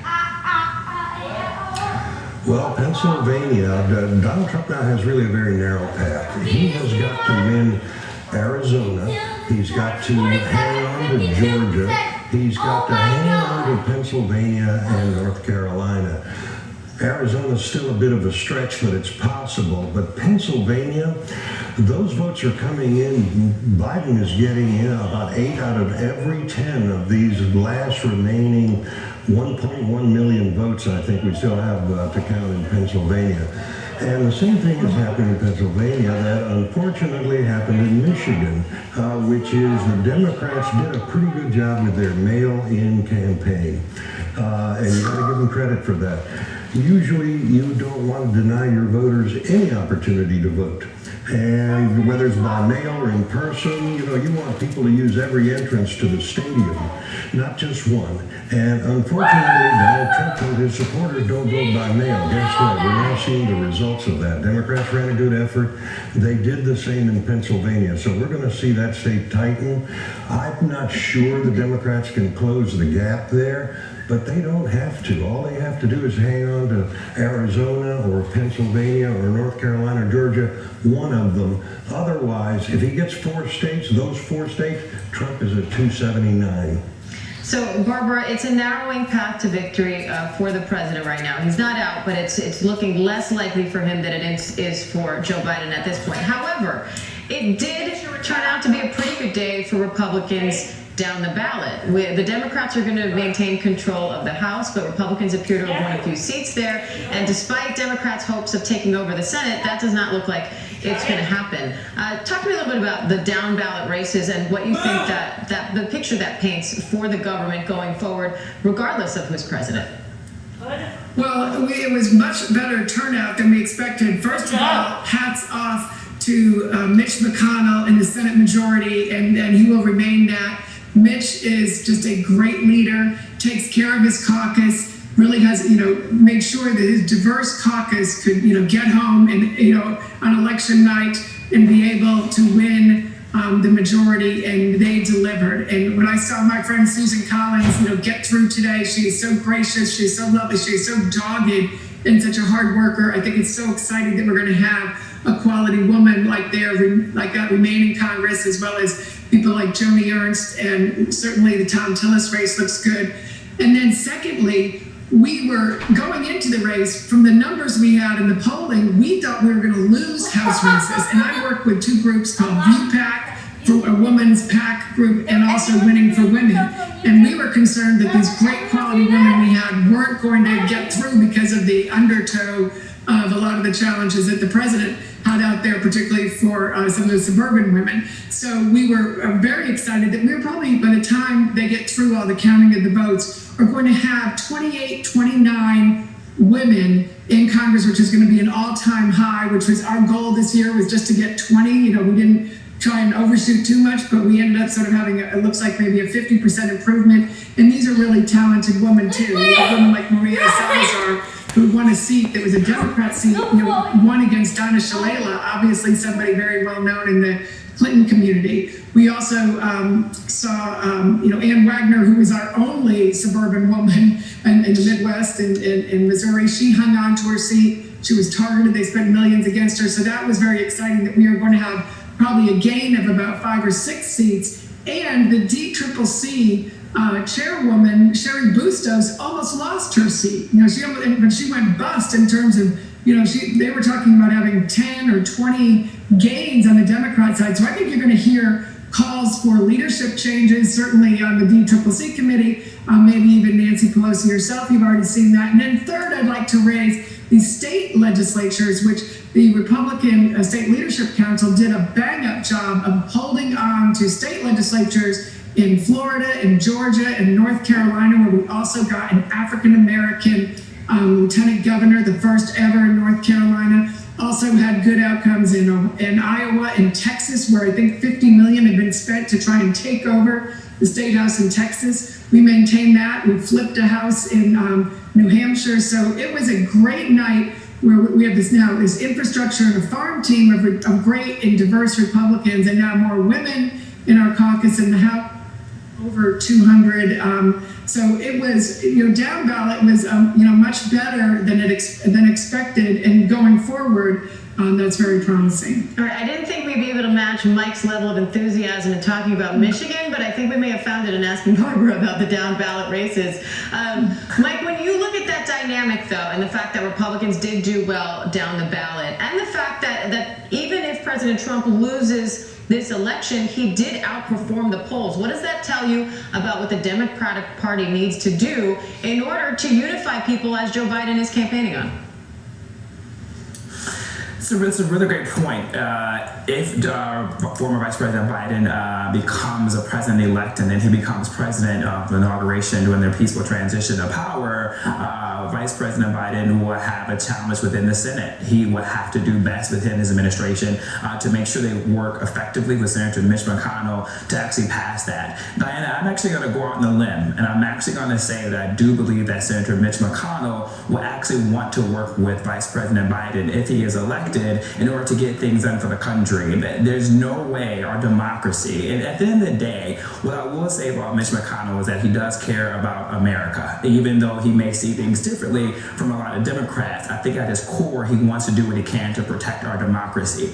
And the fact that we've been so polarized, so divisive within these last 4 years, I don't think Senator Mitch McConnell would want that to be on his record, that he served as Senate Majority Leader and he did everything in his power to block any legislation going forward from Vice President Biden as a president-elect and then the president to do things to move America forward. There, Diana, is just simply too much at stake. We have COVID-19, we have over 230,000 deaths that have occurred, job losses at an all-time high, people are feeling frustrated, and people want hope. And so I think what he did with President Obama by saying in 2008 they're going to do their best to make him a one-term president, I think he's learned his lesson from that, and he wanted to make sure that we don't put politics in front of this, but we actually want to put Americans in front of this, because Americans have gone through a tough time in 2020, and we just can't go into 2021 knowing we're going to be gridlocked for the next 4 years. He doesn't want that on his record. So there's going to be both reach out from both sides of the aisle, but I think it's also too the onus is on Mitch McConnell, because he will be the lone Republican in control of that part of the legislative branch that could stop progress of the American people. And Alex, in addition to the path to victory that does still exist for President Trump within the electoral votes, he's also threatened lawsuits. The campaign has already gotten involved in a few lawsuits over this election. At what point is this reasonable and called for, and at what point does the president need to accept the results of this election, particularly considering that the rest of the party did pretty well down the ballot? Well, I think the president has to do that when it's proven that he lost a fair election. That's when, and not before.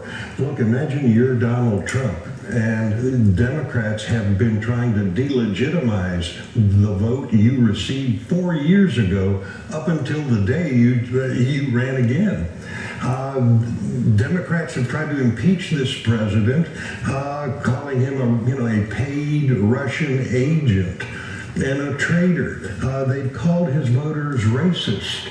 And why would you, put yourself in Trump's shoes, why would you think the Democrats are going to actually treat you fairly this election if they tried to delegitimize you the last one until the day you ran again? So I don't think the Democrats have the credibility here with Republicans, or the media has that credibility with Republicans to say you lost fair and square. We're going to need to see the votes. We're going to need to open up the process. We're going to need to let people look at this if these states are close. And if they're not, that's a different story. But this is the price I think the media pays for being so partisan and taking Joe Biden's side. And I think this is the price Democrats pay for trying to undermine a legitimately elected president for 4 years. Barbara, you're a Republican who very much supports your party clearly, but does not support the president. What's your thought on all of this?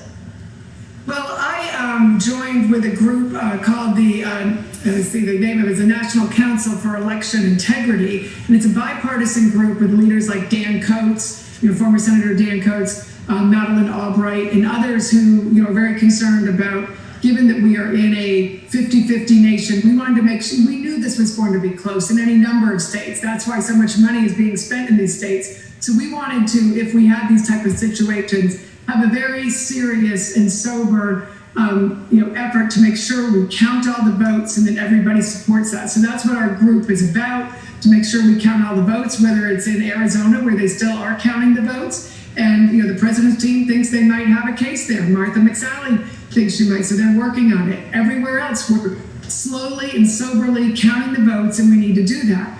But when you're talking about seriously and soberly doing something, bringing Rudy Giuliani and his roadshow like we had in the press conference today is not helpful for that.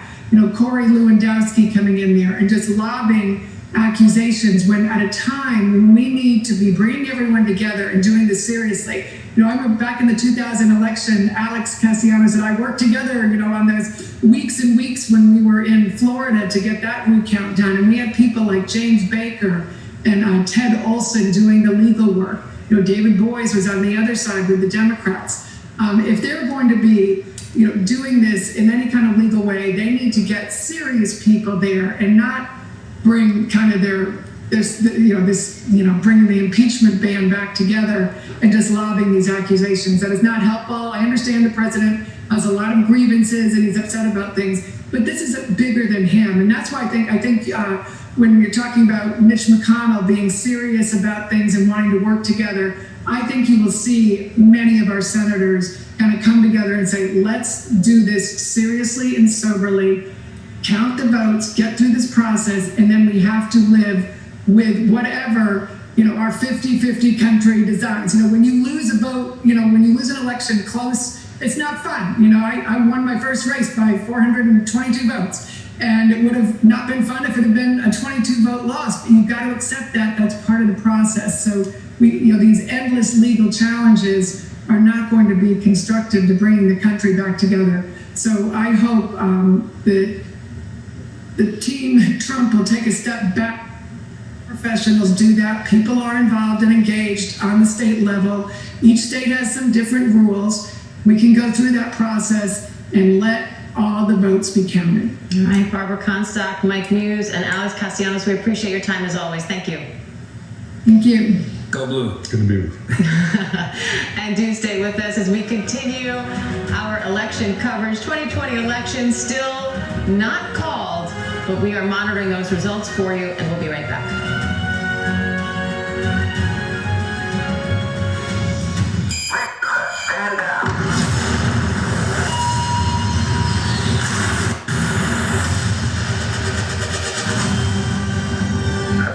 To bring this one back to its kind. If I can locate other Mandalorians, they can guide me. This is no place for a child. Wherever I go, he goes. The Mandalorian, new season now streaming only on Disney+. Yes, mornings may look different these days, but where you start your day, where you spend your mornings, where you get connected to everything that's happening. And face it, there's a whole lot happening in our world these days. Where you get all the breaking new information of the day to help you navigate through these times. That's why we're here. Good morning, sunshine. And making sure you start your day off with a smile and some sunshine. Good morning, America. Good morning, America. Good morning, America. Oh, how I love saying that. Wake me up. I know what happened, and I'm not guilty. Why the fascination with criminal trials? Figure out what's really out there. She revealed Chad murdered his family. I know in my heart they did this. It's the time of suspicion. The ending's really tough. You don't know when the truth is going to be difficult to find unless you try to find it.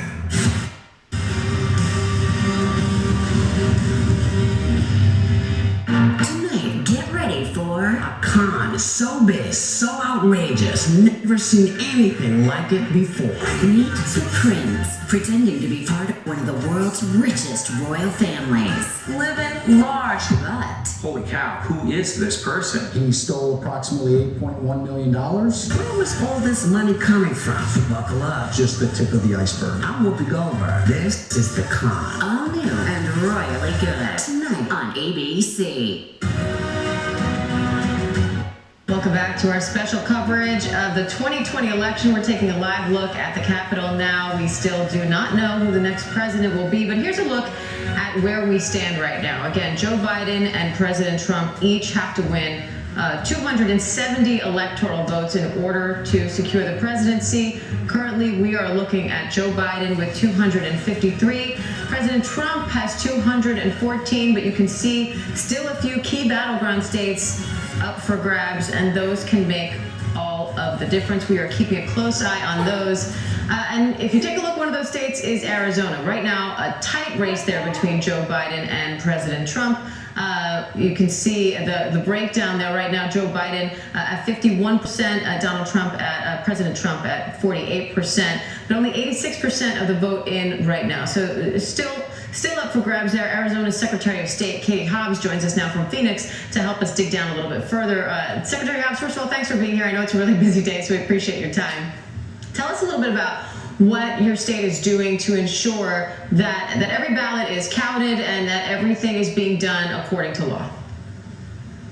Well, we are absolutely focused right now on making sure that every single ballot is counted. There are around 600,000 votes still to be counted in Arizona. We have folks at the tabulation centers in every county working on that right now. And in terms of security, there are party observers allowed in to watch that process. Additionally, all of the tabulation centers have cameras, and so anyone can go to the county elections website in any county and watch that process as it happens while it's happening. So a lot of security there. We are really focused right now on getting these votes counted, and hopefully we'll know more tonight where we stand. Maricopa County is obviously the largest county in Arizona, 2/3 of the voting population, and there'll be 400,000 of those outstanding ballots are in Maricopa, and they'll be releasing a lot more totals this evening. Now, for the Maricopa County Recorder, there are over 400,000 ballots to be counted, over 160,000 absentee ballots dropped off at the polls yesterday.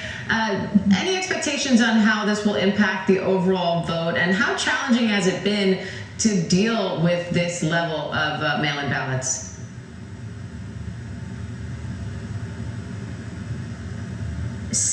I'm sorry, you're cutting out a little bit, but I think that, in 2018, we had 4 races that were, Republicans were ahead on election night, and when we started counting these early ballots after election day, those 4 races swung to the Democratic candidate, my race included.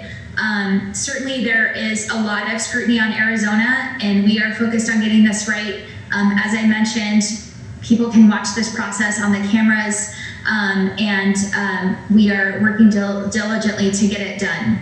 And Secretary Hobbs, any thoughts on when we could see those results come in?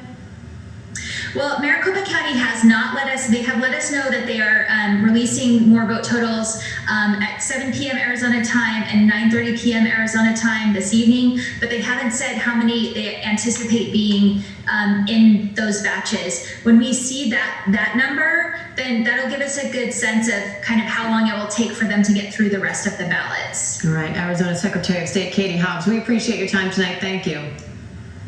And ABC News Deputy Political Director Mary Alice Parks joins us now for more on this. Mary Alice, what are you seeing as the votes are counted in places like Arizona, Nevada, Pennsylvania?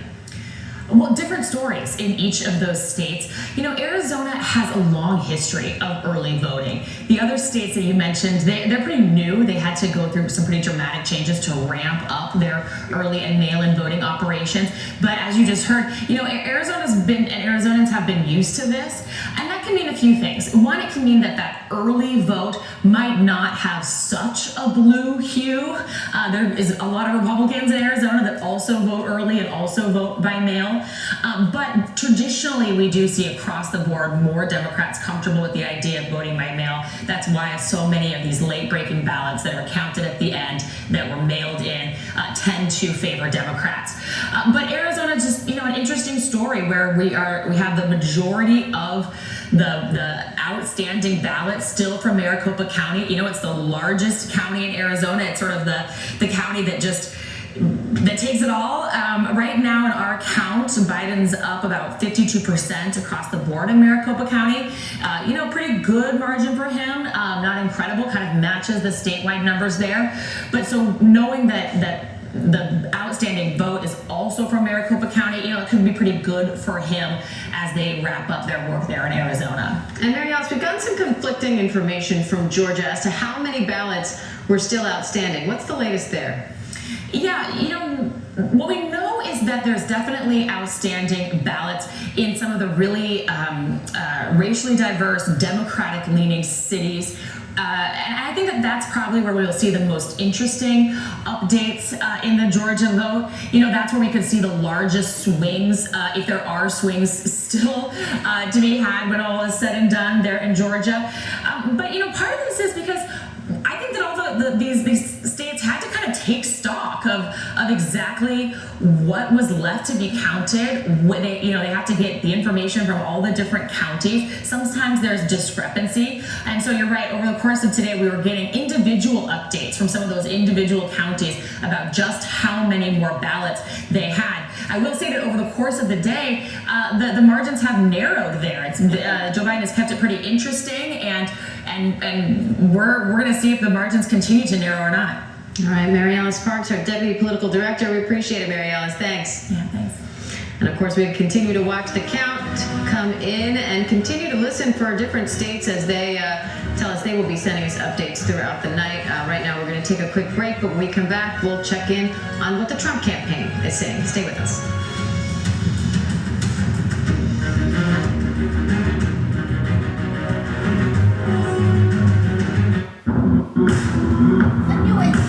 This is what being live is all about. This is ABC.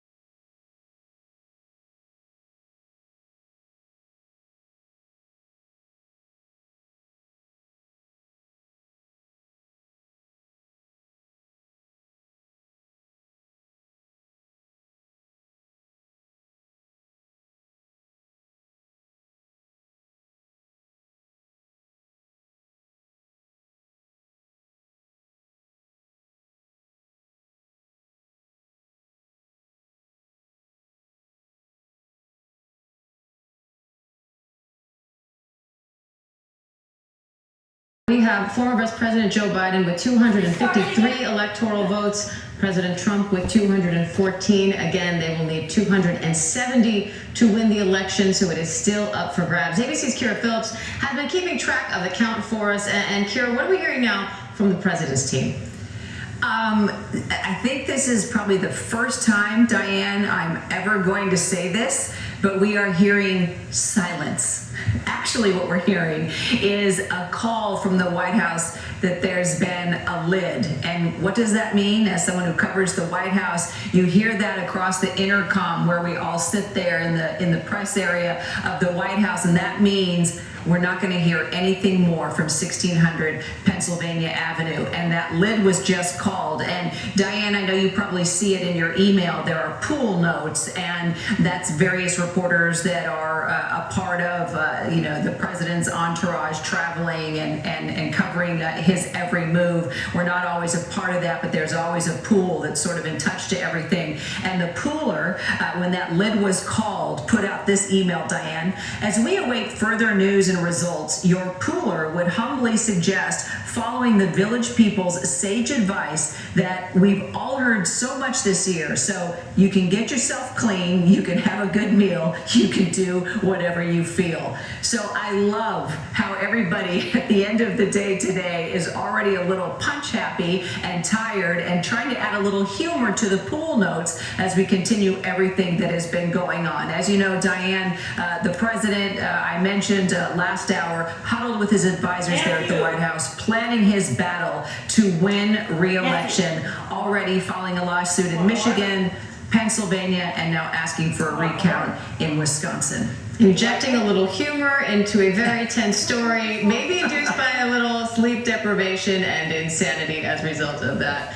But Kara, we'll take the laughs where we can find them, right? We're also, I know we're waiting.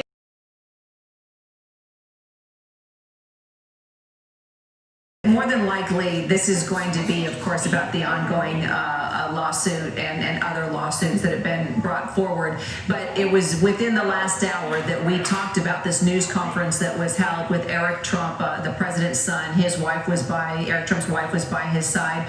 Also, Pam Bondi, the former attorney general for Florida, who's an advisor to Trump. She's a lawyer. Corey Lewandowski, who's an advisor to Trump on the 2020 campaign. And then one of the most colorful characters within the president's circle, his personal attorney, Rudy Giuliani, stepping up to the mic there.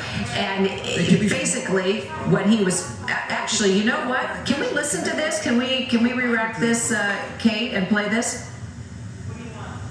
We can't do it. All right, I got a big fat no, but I can tell you generally what he said. And he was talking about how they believe there has been fraud, voter fraud, committed in Pennsylvania. And Pam Bondi coming forward to the mic after Rudy Giuliani saying that they have video proving that Trump poll watchers were being intimidated and kept away from the polls. That's Pam Bondi that you see right there. So, and even Trump family members and aides and presidents to the allies, they started tweeting that the president has declared victory in Pennsylvania, that they all declare victory in Pennsylvania for President Trump. But let me be clear, and I'll tell you this, and you know this, that state has not been declared victory for Trump just yet. So I'm assuming this live press conference that we are waiting for, that you are going to take live out of Pennsylvania, will respond to all these allegations that Giuliani and the team there are making about voter fraud and the count and the fact that they are declaring victory in that state when it has not been declared so far. All right, we were going to look out for that presser. Kira Phillips in D.C., thanks for the update as always, and thanks for the laugh, Kira. We needed that. You bet. And right now we're going to take a quick break, but stay with us. We have more of ABC News Live's continuing coverage of the 2020 presidential election after this.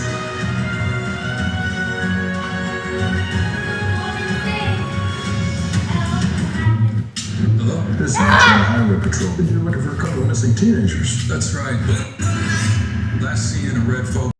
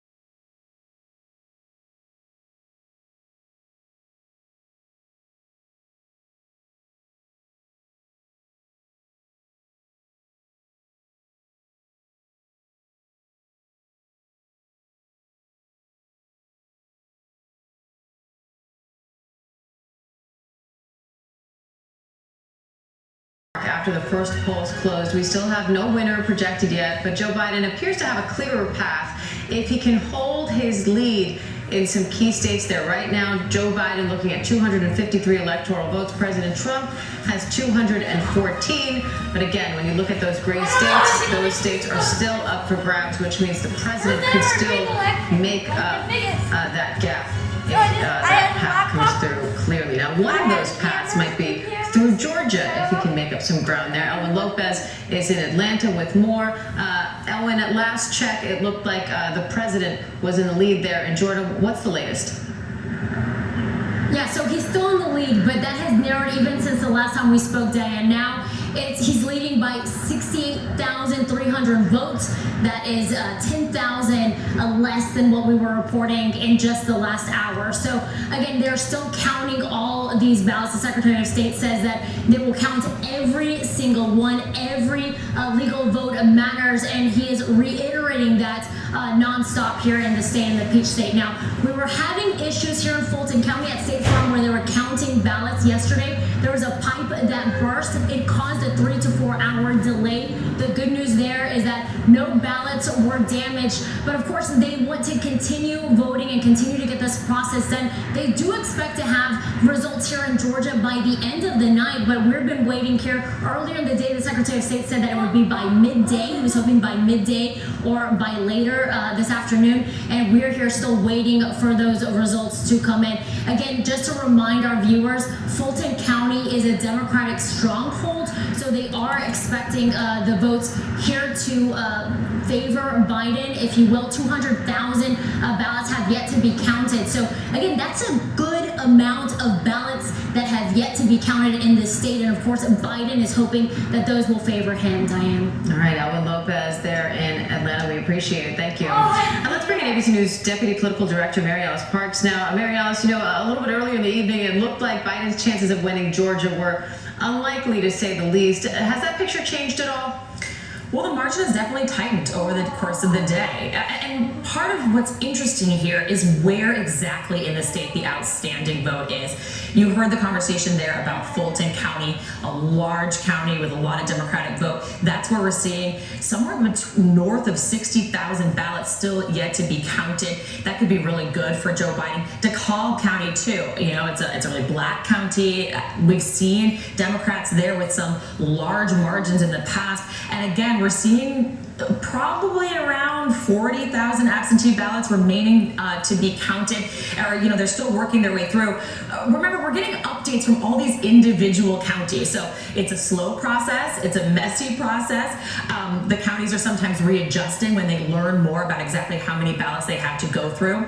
And then there's two other counties that are kind of the Atlanta suburbs.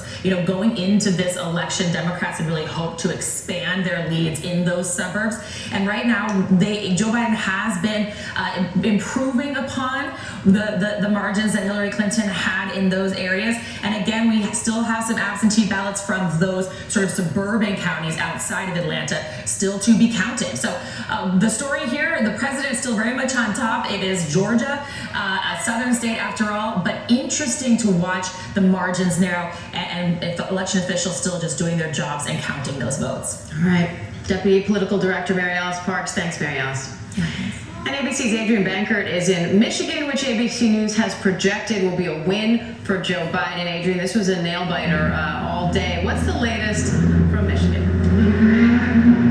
Well, Diane, here's the thing. When you hear this story, what President Trump said in his statements overnight, then that Biden is the projected winner of Michigan, but yet the count has been so tight, and there's been so many different undulations of who was in the lead, who was a front runner. You got all these people outside, claims that they were being blocked from going inside and being election challengers, ballot counters, and poll watchers. And what is the difference between all of these different terms?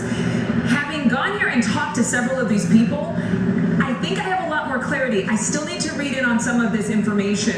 In fact, one of them handed me the appointment rights and duties of election challengers and poll watchers. But essentially it's this. There is a duty that volunteers can come down here, they can count ballots, they can monitor the count to make sure that it's being done correctly, and they can challenge the election results. But some of the folks who are here have been waiting for about 3 hours hours to go inside. At some point, they were not allowed inside the building. We talked to a couple of women who are actually attorneys with the ACLU. They're going to try to get in to relieve the shifts of other attorneys who are there to monitor the counting process. They don't know why they're not being allowed inside. I talked to another couple of people, and they're simply volunteers. They found out about it, the need for them to be inside and help to count ballots. There's a group here that's a nonpartisan group here based in Michigan, a nonprofit, nonpartisan organization that says that they are here because when you think about the mass amount of absentee ballots here in Michigan and across the country, record numbers of mail-in ballots, but how can you count all of those with the same number of people you would actually employ or have as volunteers during a typical election? This is not your typical election. This is the most exceptional election in history. And so their conversation or their argument is that, listen, we need more people to come in and do the kinds of jobs and the duties that are required to have a safe election where every vote is counted. There are also peaceful demonstrators. There are people here chanting. There are people here praying. There are people here holding signs that say every vote counts. But there is a lot to this story, and it is a little bit complicated. But when you get to the heart of the matter, all the people here want to make sure that every vote is counted and every count is legitimate. Diane? So Adrian, just to be clear, the people who are there at the voting center, it doesn't seem to you like there's anything nefarious at play. They are coming because they want to help and they want to make sure everything is being done according to law. Did I understand that part right?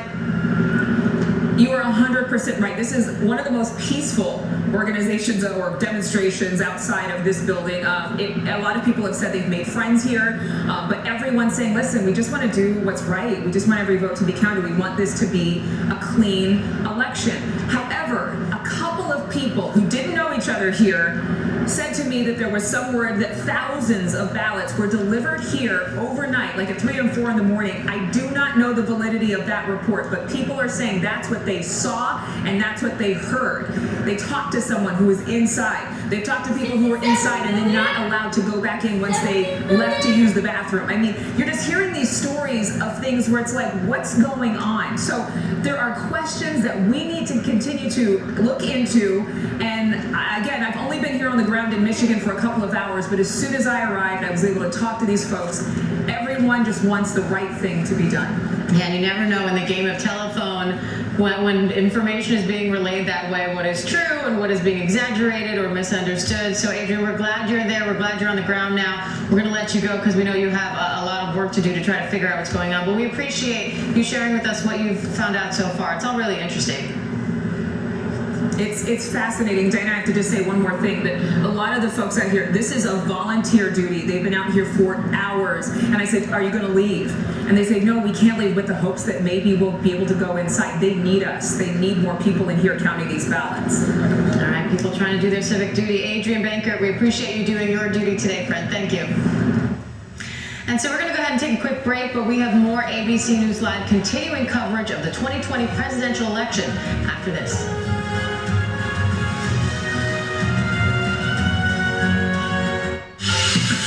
Seeing right now, this is part of the high wall. This procession of migrants goes back 2 miles. There is going to be catastrophic damage. The fire has made a run. You can see those flames shooting up into the sky. We are on the jam-packed red carpet. All right, guys.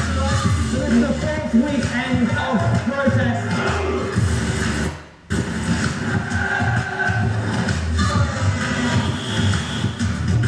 Watch ABC News on location for Facebook Watch.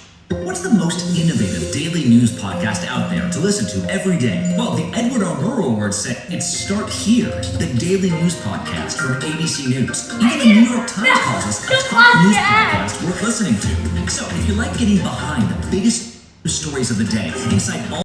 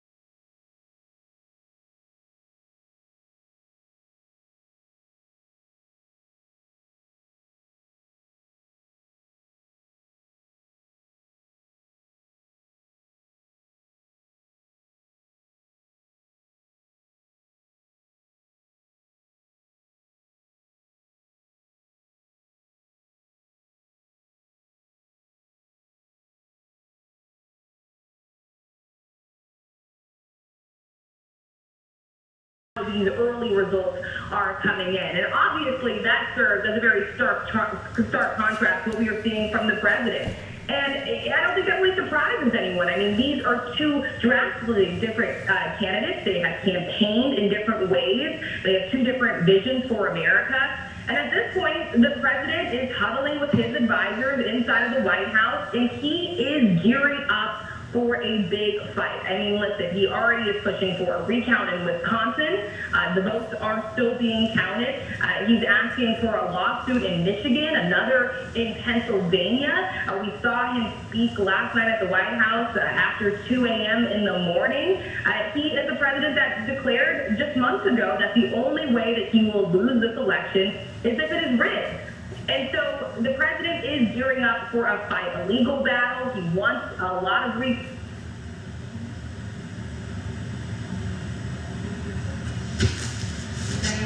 Looks like we lost moments ago. Rachel Scott. Rachel, do we have you? Hey, can you still hear me? Okay, you dropped off for a second, but you were saying that the president is preparing for a legal battle.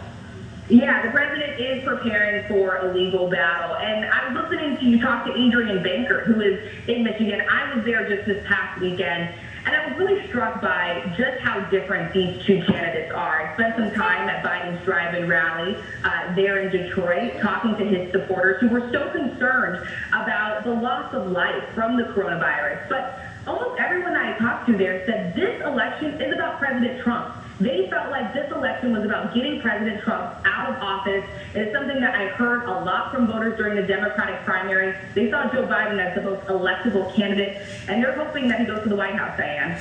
You know, it seemed like in that statement that he made around 4 o'clock or so Eastern time, that Biden seemed to pick his words very carefully, as if he was kind of threading the needle. He said he's not declaring victory, but then said when the votes are counted, we think they will show that we won. And then he also went on to say that he is leading in the popular vote, and that if this election continues to expand the way they expect it to, that they're on track to win more votes than any ticket in history. So it seems like on the one hand, he's saying, you know, we're not counting our chickens yet, but on the other hand, we're feeling really good right now and like we made history tonight. Exactly, and I think what they're trying to do is balance their message with the President of the United States, who is coming out and falsely declaring early victory, saying that he has already won this election when it has not been projected yet, when all of the votes are still being counted across the country. And so they have put out a message that they want every single vote counted. And so it's clear that they are feeling good, they are optimistic, but listen, this is not over just yet. We still have to hear from several states that are waiting to come in that could be game changers. But what we do know right now is that the path for President Trump back to the White House is much harder than it is for Joe Biden at this point. But again, if we have learned anything from 2020, it is to expect the unexpected. So we will all be waiting to see what happens, Diane. That is for sure. But you know, those legal challenges from the president at this point are not unexpected. Some of them have already started. He's promised, even overnight, he promised to take this all the way to the Supreme Court. So what is Team Biden doing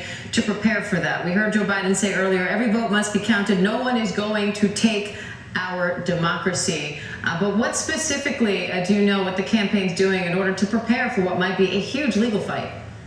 Yeah, well, you know, I think in a lot of ways the Biden campaign was bracing for something like this. There was reporting out just days ahead of the election that President Trump may declare an early victory. The president came out himself and said that he wasn't going to do that. We know that the Biden campaign has their legal advisors on hand here, but they also believe that the results are going to stand for themselves. And that's why they're driving home this message of making sure that every single vote is counted, because they believe that once all the results are in, once every vote is counted, if Joe Biden is ahead, that sends a very clear message to the American people that's going to be pretty hard for the president to compete with, regardless of whether or not he agrees with the results or whether or not he wants to win the election. The fact of the matter is the American people have this say at the end of the day here, and we're going to know pretty soon, hopefully, who the next president of the United States is going to be. All right, Rachel Scott, our White House correspondent who has been working tirelessly. Rachel, we appreciate you taking the time to talk to us. I know you must be exhausted.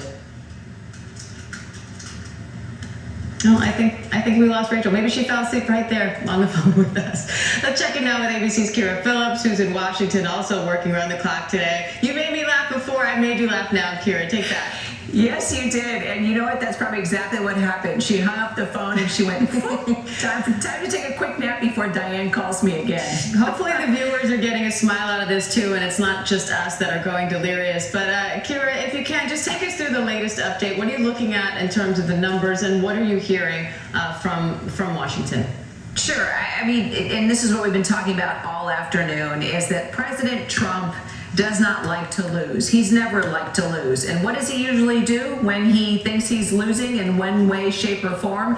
He files a lawsuit. And he has done that even throughout his presidency. He's filed various lawsuits. He likes a good battle, that is for sure. So what we are seeing now is that even though at 2:22 in the morning, this morning, my gosh, I'm losing track of the days now, he declared victory, he also made it very clear a few days ago he was bringing along his lawyers. So we all sort of expected that he was going to do this, that no matter what, he was going to file lawsuits because he wants to win, and he is determined to talk about all types of different fraud within this election process, none of which has been proven, by the way. Even his campaign, members of his campaign were on a press call this morning talking about these allegations, but still had absolutely no evidence of any type of fraud. So like Rachel mentioned, we are seeing lawsuits in Pennsylvania now, a lawsuit filed in Michigan, and then also he is asking for a recount in Wisconsin.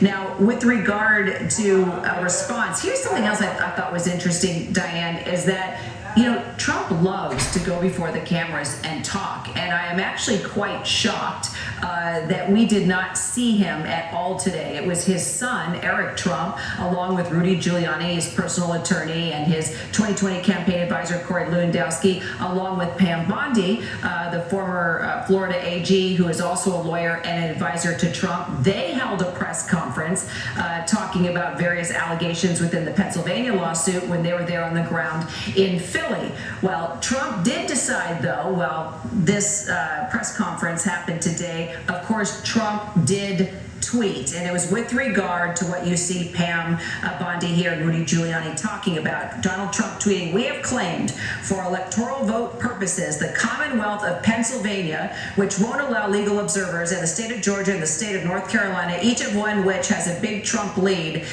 And we are going to go, Diane, I understand, to the presser out of Pennsylvania responding to exactly what we're talking about. So the timing is perfect, Diane. Very good timing. There's the governor of Pennsylvania. Let's listen in. And count ballots. Their work is not easy, and I just want to say thank you to everybody in all 67 counties who have been working so hard and so diligently. I know this is something that we do every election, and it's part of the election process, but they have really worked hard in this one, and the eyes of the world are on Pennsylvania, so that's especially important. This election is a reminder that the most important thing we all do is protect our democracy, and that is to protect our democracy is to make sure that we have an accurate and full count of our vote. And that's exactly what Pennsylvania is doing right now. It's not surprising, as I've said before, that this election, the returns are taking a little longer than we're used to. But that's actually a good sign. Part of the reason for that is because so many more people have voted. And it does mean that votes in Pennsylvania are actually being counted. We're taking the time to make sure that in this new system that went into place the end of last year, that all the votes are being counted. Again, the vote is central to our democracy. It's how we all choose the people to be our public servants. This is the hiring process, the election. We have to have fair elections, and those elections have to be free of external influences. We need to have confidence that people are choosing their leaders and that the leaders are not choosing the people who vote for them. We need to make sure that the voters are choosing the leaders, not the other way around. Elections are the bedrock of our democracy, and our Commonwealth and our country thrive when people freely exercise this franchise. And that's why it's essential that every eligible vote is counted in this election and in every election. We've seen efforts across the country to undermine this election and to block the counting of votes. This afternoon, the Trump campaign filed a lawsuit to stop the counting of ballots in Pennsylvania. That is simply wrong. It goes against the most basic principles of our democracy. It takes away the right of every American citizen to cast their vote and to choose our leaders. Our election officials at the state and local level should be free to do their jobs without fear, without intimidation, without attacks. These attempts to subvert the democratic process are simply disgraceful.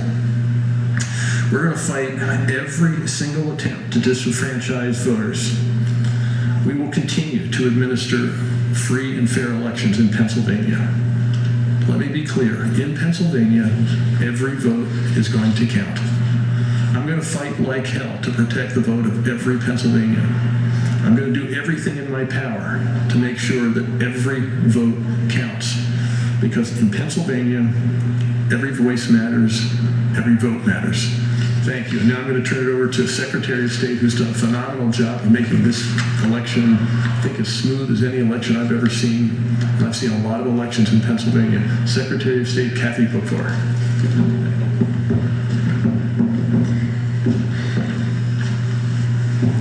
Hi, everybody. We've got to stop meeting like this. Please soon. So thank you all for coming. And it was another really good day in Pennsylvania.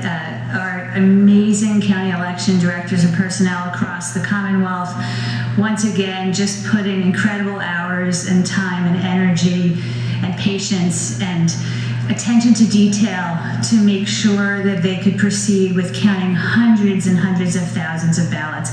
They've made excellent progress. They're still working. Department of State are still working all back at our operations center. I'm going to be going back there after this, and we will be continuing to work into the night, all of us, to support the counties to get this done. So I expect, hundreds of thousands more probably to be counted still tonight. So you can keep watch on the Election Night Returns website. At this point, I think we're actually probably a little bit ahead of where I thought we would be, which is great. So stay tuned. But still thinking, we're talking about a matter of days before the overwhelming majority of ballots are counted. I was thinking the other day, just a couple of days ago, was the 100th anniversary. We celebrated the 100th anniversary of the 19th Amendment this year. And so just a couple of days ago, November 2nd, was the 100th anniversary of the first election that those suffragists got to vote in, and I think when Governor Wolf was talking about how much we cherish and will fight for every voter's right to vote, I think about the suffragists, and it's really been an inspiration all year long to be in this position and to be working to make sure that every single voter of all backgrounds. And I should say, we had 100 years ago was the 19th Amendment, and then of course there were decades longer that voters of color were still denied the right to vote. And it took, civil rights activists, the, incredible struggles and tragedies and triumphs that led to President Johnson signing the Voting Rights Act of 1965. And I take all of this with me every day in this job to make sure that we ensure that every single qualified and eligible voter has the opportunity to vote. And I'm so thankful to work for Governor Wolf, who is incredibly dedicated to that mission as well. So we will continue to fight for every Pennsylvanian for their vote to be counted. And thank you all for being here, and we're happy to take questions.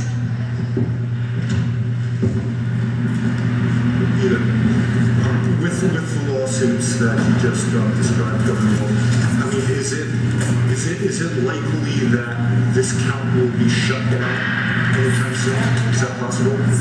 I'm not a lawyer. I don't know what's possible, but I think if you're talking about the Trump lawsuit, the one that Rudy Giuliani talked about, I think they were concerned about the lack of openness and transparency. Well, the Philadelphia that they're talking about has been streaming the processing of ballots, I think right from the start, from the pre-canvassing period. I mean, I think it's being live streamed on their website, so I guess you can get it, anybody can get it anywhere in the world, so I'm not sure how it equals a lack of transparency. It seems to me it's never been more transparent than it is right now. I don't know, Kathy, you are a lawyer, you want to say? I mean, we can't comment on active litigation, but I can tell you that we will oppose every effort to at any point shut down the vote. We get to decide when the last vote is counted. Yeah, it sounds like you're clearly saying like you're not expecting this to result in any kind of order where you have to stop counting. Again, I can't comment on what any court is going to do, but no, we don't have any anticipation that the vote count is going to stop. I think it will continue until the last ballot is counted and every vote is going to have the opportunity to cast their vote. If I could, they're also trying to stop counting of certain ballots. Like including the ones that came in after yesterday, and then those ones that wound up being provisional because people were notified. My question is, do you have any estimate on how many ballots are at stake in those categories that you're trying to stop?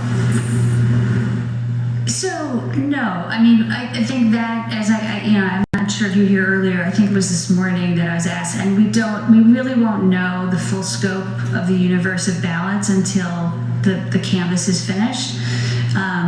But I can tell you, I mean, for the late arriving ballots, I think it's actually, it seems to be so far a much lower number of late arriving ballots than what we saw in the primary. So, but again, it's anecdotal. I've only heard from a couple of counties, but large counties from opposite ends of the state, it was both a very modest number of ballots. So that's good news.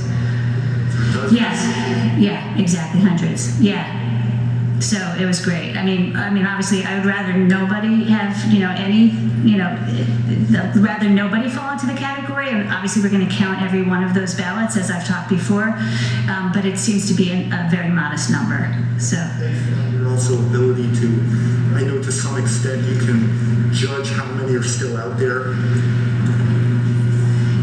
Are you talking about for the ballots arriving after November 3rd? Or are you talking about other things? I'm talking mainly about the ones that are coming in after November 3rd. So, I mean, we'll track them day by day because the law as it stands applies to ballots, that are cast by Election Day and received by 5 p.m. on November 6th. So it's a limited period of time that we'll be tracking, and we'll have those numbers as we go. Yes. Sorry, Governor, if you want to. Hi, for both of you, I would just like to know if you have specific responses to the president's sort of general accusations that election officials here and in other states are specifically finding ballots for Vice President Joe Biden or any other candidate. Are you seeing any evidence of that? No. Again, I've been around for a lot of elections. In Pennsylvania, we have free, open elections, and the 67 counties, which is where these elections are administered, all across the state have been very open, very fair in the past, and so far, everything I've seen leads me to believe this election is no different. So I want to take this opportunity to explain how mail-in and absentee ballots work in Pennsylvania, so that you can understand and everybody can understand that you couldn't find a box of ballots somewhere. So the way it works in Pennsylvania, we don't just send ballots to voters. You have to apply for it. So there's a record where you've submitted an application, you've put in either your Social Security last four or your driver's license number, you've been checked against the PennDOT database or the Social Security database before you even, and against your voter record to make sure that you're actually registered and qualified voter in the county. You've put in your address, right, where you want the ballot mailed, before you ever even get a ballot. So then when you submit your ballot, you've sent it back, you've signed the outer declaration on the outer envelope, and when the county gets your ballot, they're looking at your name on that declaration, and they're again checking to make sure that you actually applied for that ballot and were approved. So that's all public record. There are lists of the voters who fall into these categories, and it's why we're able to track the numbers of how many were applied for, how many were cast. They're all only by eligible voters. So if you found a box of ballots in a room, they would have to match up with a list of people who actually were qualified voters who got approved. So it literally could not happen in Pennsylvania. You could not find ballots. They are all accounted for, and there are party representatives, candidate representatives permitted for every single candidate in every party to be in the room. As Governor Wolf was talking about, it has never been so transparent ever. You've got counties live streaming, you've got party and candidate representatives watching every step of that process. It's just not happening. There's no evidence of anything like what was alleged. Questions? Eyes of the country obviously watching Pennsylvania, but you're both speaking very positively about the process so far. Is it fair to say you both expect, legally and otherwise, Pennsylvania's election system will hold up under scrutiny? Yes. Yes. Regarding the lawsuit, what is the timeline, the next steps that it would go through? And as counties have been separating the ballots that arrive late, in case they're not to be counted, will they be counted in the totals while we wait for a decision from this lawsuit? So every ballot is going to be counted, and yes, they're all going to be segregated. So every one of those ballots will be counted by the counties, but they will keep those results segregated and the ballot segregated. I can't really speak yet for the time frame. We haven't been assigned a scheduling order, but once we do, we can provide that information. Could I ask, would it go straight to the Supreme Court? I probably. Yeah, if you're talking about the litigation where the Trump campaign is looking to intervene in the case that was already before the Supreme Court, yes. Okay, yes.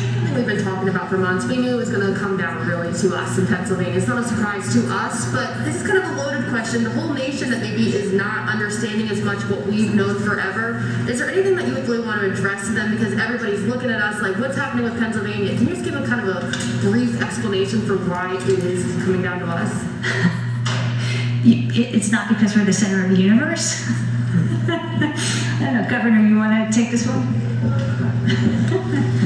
No, thank you for asking the question.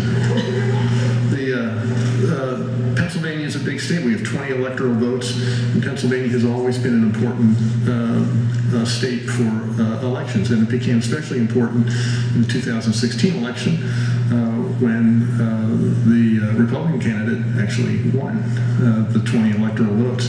So people have recognized right from the start that this is going to be a state that is really important for whoever ultimately wins the election, that they ought to really try everything to win Pennsylvania. In my mind, it's always been a very important state. We are the keystone state, but in this election it has loomed very large indeed in both campaigns.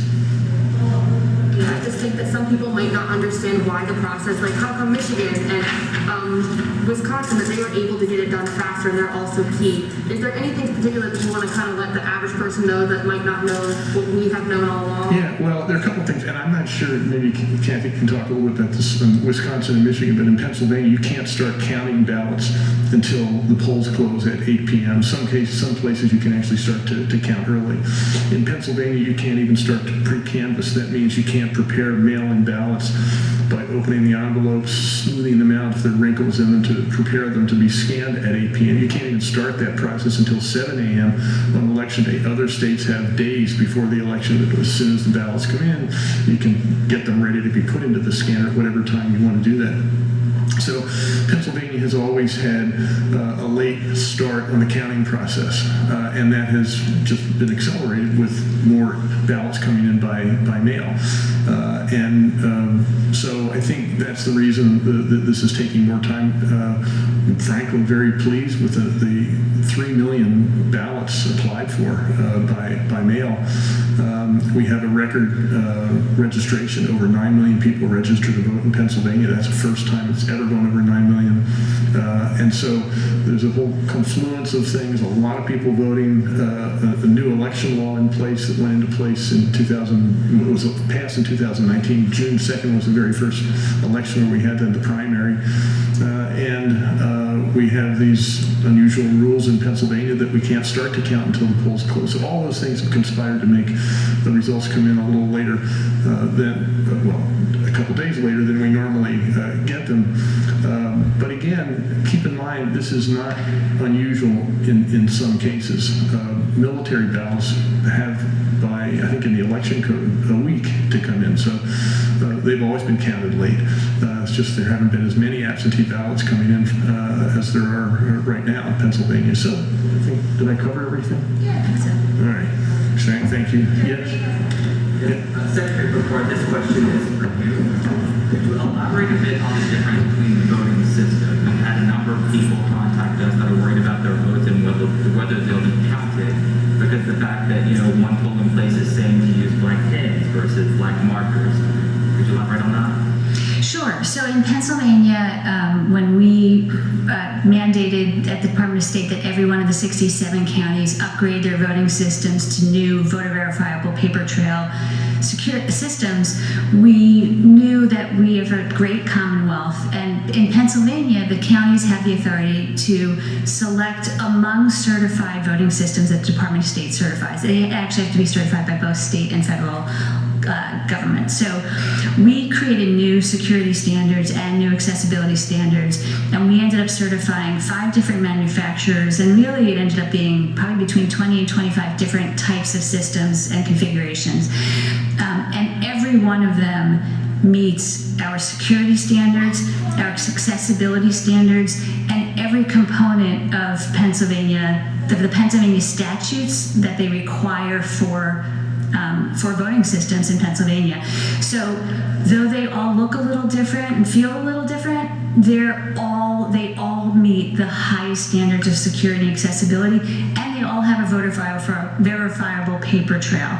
So, and of course, every precinct in Pennsylvania is also mandated under federal law to provide an ADA accessible ballot marking device. Some counties allow all voters to use it, some try to limit it to voters with disabilities.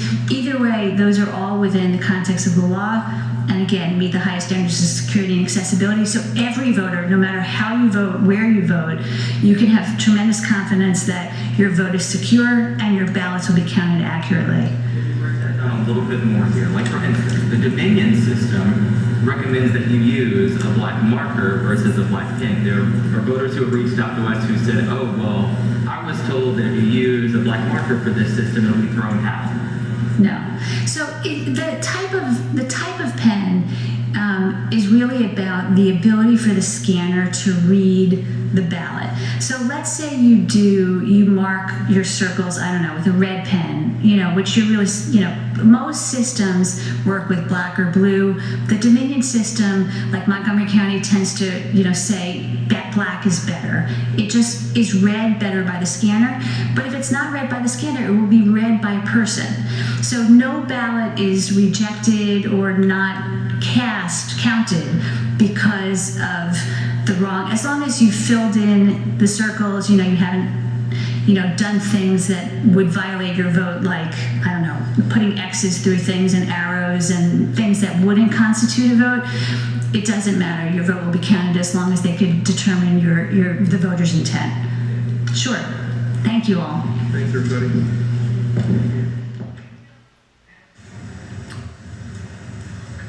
All right, that was the latest presser out of Pennsylvania. We heard from the governor there, as well as the Secretary of State of Pennsylvania there, assuring the voters, the country, the candidates that everything in Pennsylvania is currently going according to law. No reason to suspect otherwise, and that they will continue until every vote is counted. Officials there were asked whether they think that lawsuits brought by the Trump campaign could stop the voting from happening. They anticipate no, but let's check in with Kira Phillips again. Kira, what's your reaction to what you heard just now? I'll tell you what stood out to me was Governor Tom Wolf saying he is going to fight like hell. And it's interesting. I mean, that's exactly what we heard from Rudy Giuliani, the president's personal attorney, right there in Pennsylvania just about an hour and a half ago, saying that they're going to do everything to make sure that all fraud is exposed, yet they have no evidence that any fraud took place in the election process. And so you are basically getting a response to what the Trump campaign is doing, and that is suing the state of Pennsylvania. And you heard Governor Tom Wolf say, he said the Trump campaign filed a lawsuit today to stop counting ballots. The governor saying that is wrong. Plain and simple, that is wrong. We will not shut down the vote and stop counting. We must be free to do our jobs without fear or attacks. I'm going to fight every attempt to disenfranchise voters. Every vote will count. He actually, I mean, he's referring to the Trump campaign, Diane, in that lawsuit, saying he will fight the Trump campaign with every attempt to disenfranchise voters, and that he's going to fight like hell to make sure every vote counts. And they say they'll keep going days. They will keep counting for days until every vote is counted. And just as they wrapped up that news conference, Diane, they were saying they were going back to the counting. So we shall continue. We'll follow it. We will indeed. All right, we're going to take a quick break now. Kira, thank you as always, and stay tuned for the latest from Nevada and more ABC News Live coverage of the 2020 presidential election. Lindsay Davis will keep things going with live coverage from the top battleground states across the country. Stay with us.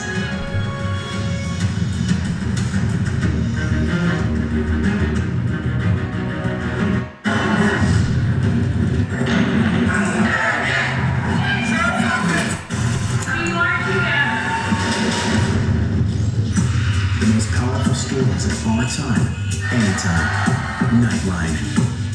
Yes, mornings may look different these days, but where you start your day, where you spend your mornings, where you get connected to everything that's happening. And face it, there's a whole lot happening in our world these days. Where you get all the breaking new information of the day to help you navigate through these times. That's why we're here. Good morning, sunshine. And making sure you start your day off with a smile and some sunshine. Good morning, America. Good morning, America. Good morning, America. Oh, how I love saying that. Wake me up. You're on the ground. You're up. 18,000 tons. Ismael. David. Ground zero from Hurricane Mike. You can see just falling out your home. It's major. This was your view.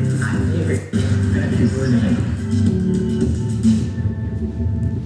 We know coronavirus has affected many of you. America has changed for now. There's no question. George, we are thinking of you, Allie, and the kids. How are you feeling? I feel fine, Robert. She wanted to share this message. You know I'm feverish if I'm on television with no makeup on. Allie is now on the Roberts family prayer chain. So grateful that we get to do this from home. You do know you're sideways, right? People are finding a way to come together. We're going to get through this together. Right here with you on Good Morning America. Friday nights, 9/8 Central, true crime, cinematic, real-life drama, stunning, the unthinkable. Follow the clues, the hunt, true crime, 2020.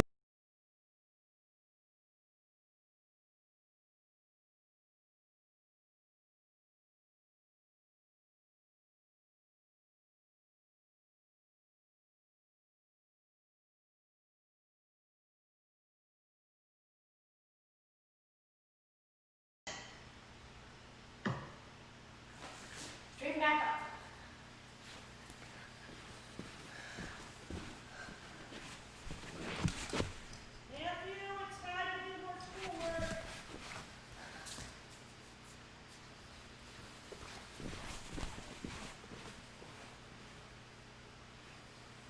I'll be there in like 5. I have to do something.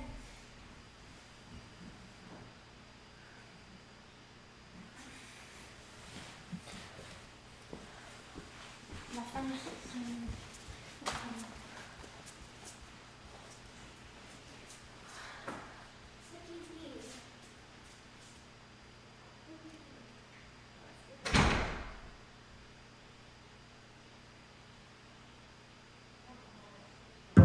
Another week in America, a country facing a new test now.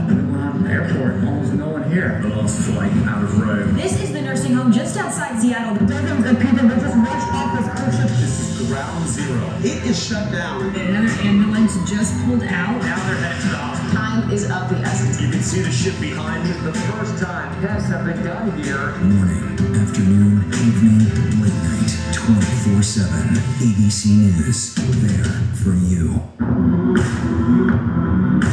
This is what being live is all about. This is ABC News Live. Neighborhoods are underwater. 24/7 streaming news source, ABC News. Imagine breaking news, live events as they happen, streaming live, non-stop, straight to you. Imagine instant, incredible access to the most compelling live video. That's grenade.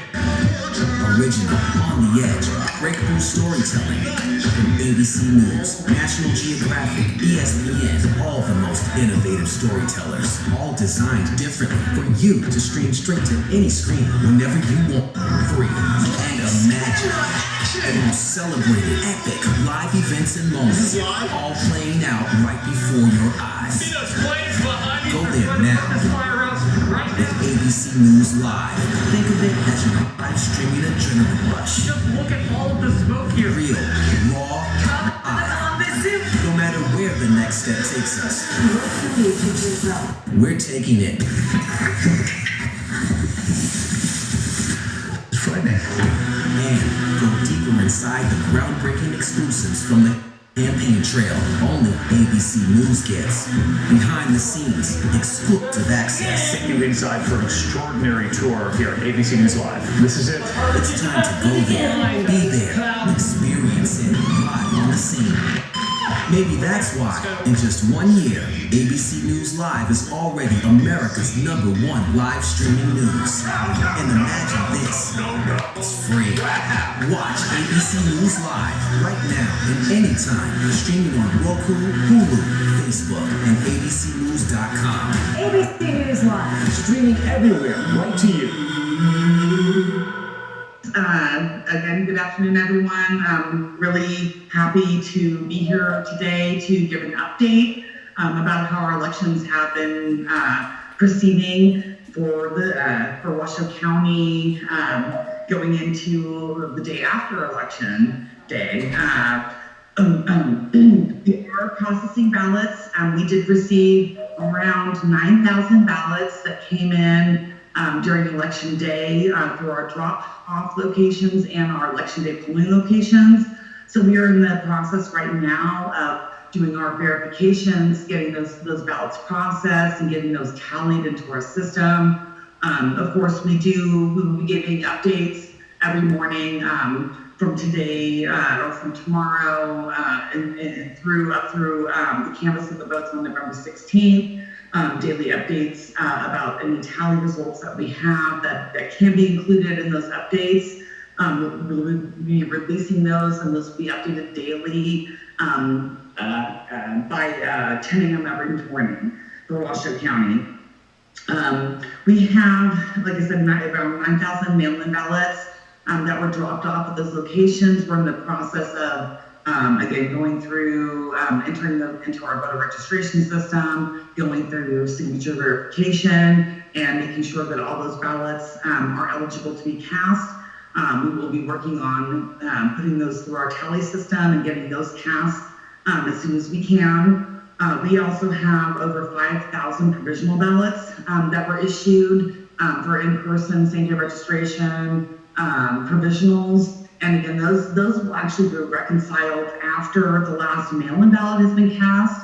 We need to verify that somebody has not already voted, not just in our jurisdiction, but throughout the state before we cast those provisional ballots. So those will be coming after November 10th. We will cast those provisional ballots. It'll be through November 13th that we will be officially done counting all of our ballots, but the official results for the election, for this 2020 general election, will be provided at the November 16th canvass of the votes. That's on Monday, November 16th. We'll be canvassing the votes at the Board of County Commissioners meeting. So that will be aired live as well on our Washoe County, the Washoe TV. And so people can tune in to see that canvass of the votes and see those official final results being released. So far, again, I know people are expecting a lot of, they want updates. We're working on getting ballots cast that were turned in on election day. We're working through that process. We want to make sure that we're, again, verifying eligibility of those ballots to make sure that we're casting only eligible votes, and also making sure that all eligible votes are going to be cast. We do have people that have the ability to cure a ballot if there's a signature verification issue. And we will be accepting those and curing ballots also throughout this process. That number will be on our website daily as well, to ensure that people understand the process and are able to see the transparency about how many ballots could be outstanding and could potentially still be eligible to be cast. At this time, I'm open to questions and anything that anybody wants to ask, and I want to clarify again that updated results will be uploaded and to our website. We have our results dashboard that people can go in and visit, but that will be updated every day coming out. Deanna, it's Carrie Russell calling from Channel 8. Hello, I can hear you. Yes, I can. Okay, good. So we have been receiving a bunch of calls today from people who say they have checked the Secretary of State's office and it does not indicate that their ballot or vote was A, cast, or B, counted. And I'm wondering if you can comment on that. I can. So I would suggest people go to our website and check there where you go to your My Voter Registration information. It does depend on how they voted as well as to when that shows up and appears. So if somebody voted same day or did in person on election day, there's at least a 24-hour lag time and when that information gets updated. So that information may not be available today, but it most likely, hopefully, will be available tomorrow. The direct link to our information on our website is probably a little more timely for people to be able to check that. But again, it depends on how they voted. If somebody did a mail ballot and drops off at a location, again, we're updating that information today, and we're processing those ballots. And we'll be processing ballots that were postmarked by election day, and we receive them in the office over the coming week. So that information, again, as soon as we receive it and are able to process it, it does get updated more quickly on our website than on the Secretary of State's website. Because again, we do a daily upload to them, and their information lags just a little bit on ours, but it will be available for people. So I guess you would say that you have the information first, and then you're going to send it on to the Secretary of State's office for final tabulation, what have you. So there's going to be that lag time. Maybe you group them or so forth, and then they go to the Secretary of State's office. So yeah, we are, so because we are a bottom-up system here in the state of Nevada, we get the information first, and then we actually transmit that to the Secretary of State's office for their statewide voter registration list. So information, we sometimes have it quicker into the Washoe County database a little bit faster, and the Secretary of State does get that, but it is a little bit of a lag time between when we provide that information and when the Secretary of State's office gets it from us, we provide it as well. Hi, Deanna. Can I ask? I'll ask the question later. Go ahead. Hi, Deanna. This is Megan Messerly at the Nevada Independent. I just wanted to ask you, is Washoe County anticipating on posting any results today? No, not today. It'll be tomorrow morning. We'll be coordinating with the state and providing that information. We have nothing new that has been tallied today. Again, everything that was received yesterday as far as mail-in ballots. Again, we have over 9,000 ballots that we received from election day polling locations that we are going through the verification process and doing signature verification and making sure they're eligible to vote. And then we'll get those tallied so that the next update that we will have for any results as far as tally goes won't occur until tomorrow morning. Hi, Deanna. This is Abel Garcia, reporter with Colaway.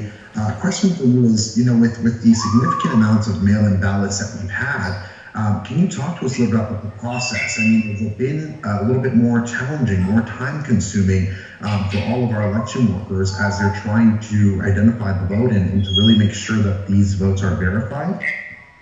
It's been a different year for us. We've been doing absentee ballots for a long time. The volume is definitely something that we've never seen before in the state as far as receiving and processing mail-in ballots. There was also legislative change in 2019 that any ballot that has been voted and postmarked by election day and we receive within 7 days, that we still are going to be counting those ballots. So it's something very different for the state of Nevada, not just Washington County, but for the entire state, that those ballots will be cast. And it does really extend, and people we're used to, usually on election night, the unofficial results didn't change much between the unofficial results and when we did the counts of the votes. But because of that legislative change and us being required to accept those and count those ballots that are postmarked by election day and received within 7 days, that has changed the dynamics of when we can actually report what we would assume to be final official results. So that's something it's different, not to mention all the other things that have happened this year. I mean, COVID and 19, and I mean, since the primary election and through this general election, we've had to alter a lot of things that we do. Mail-in ballots, again, this is the most mail-in ballots that Washoe County has ever seen. Received in our office, it's about 3 to 4 times as many ballots as we have ever seen. Again, we've been doing mail-in ballots for a long time, but it's just the process does take some time. So it does take time to get those ballots in, make sure that we're scanning them in and attributing vote history to the appropriate voters that the ballot is associated with. And then again, doing the signature verification and making sure that those people are, or those ballots are eligible to be voted. So a little bit different this year, but it is to be expected for the future. Hi, Deanna. This is Sam from AP. This morning, your office said results will be updated at 10 a.m., and now that's delayed till tomorrow. What happened caused that expected schedule to change, and are you surprised? So at 10 a.m., again, it was probably more of a communication error. Everything that we reported last night that was uploaded, there was no new results that came in the middle of the night when we were all asleep. So there was nothing to report at 10 a.m. this morning.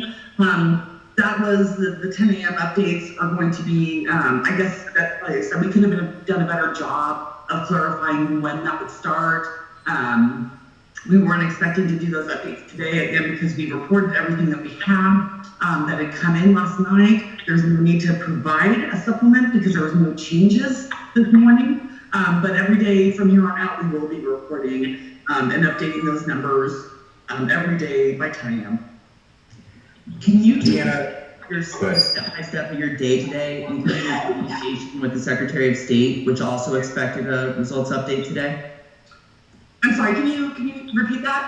Sure, I'm sorry. Can you take us through step-by-step of your day today, including your communication with the Secretary of State, which also expected a results update today? I mean, today, again, what we've been doing is we are opening and processing all mail-in ballots that we received on election day through the drop-off location and at the polling locations. They're working on importing those into our system, doing signature verification, and actually opening those ballots and getting them prepped for tally. My communication with the Secretary of State's office has just been communicating on coordinating our results, uploads. I have talked to them several times today, and again, we have nothing new to report in Washoe County. They of course can, if they have updated results from other counties, that's up to, I don't know if they have a schedule for when they're going to update that information or when they might do so. But for Washoe County, we don't have anything to update to them until tomorrow. Hi, it's Stephanie at CNN. I have two questions for you. The first one is, were you surprised when the Secretary of State's office said they wouldn't have anything until Thursday morning, and now it seems like they are going to have a little something? And the GOP put out a press release saying that they've gotten thousands of complaints. Have you heard of any of those complaints? Welcome to Disney Plus. Are you ready? Jump in and explore. The action, the adventure, and the originals. There's no limit to what you'll find. These are your worlds. So come on, dive deeper into the universes you love. Wherever and whenever you want them, you'll find them all here on Disney Plus.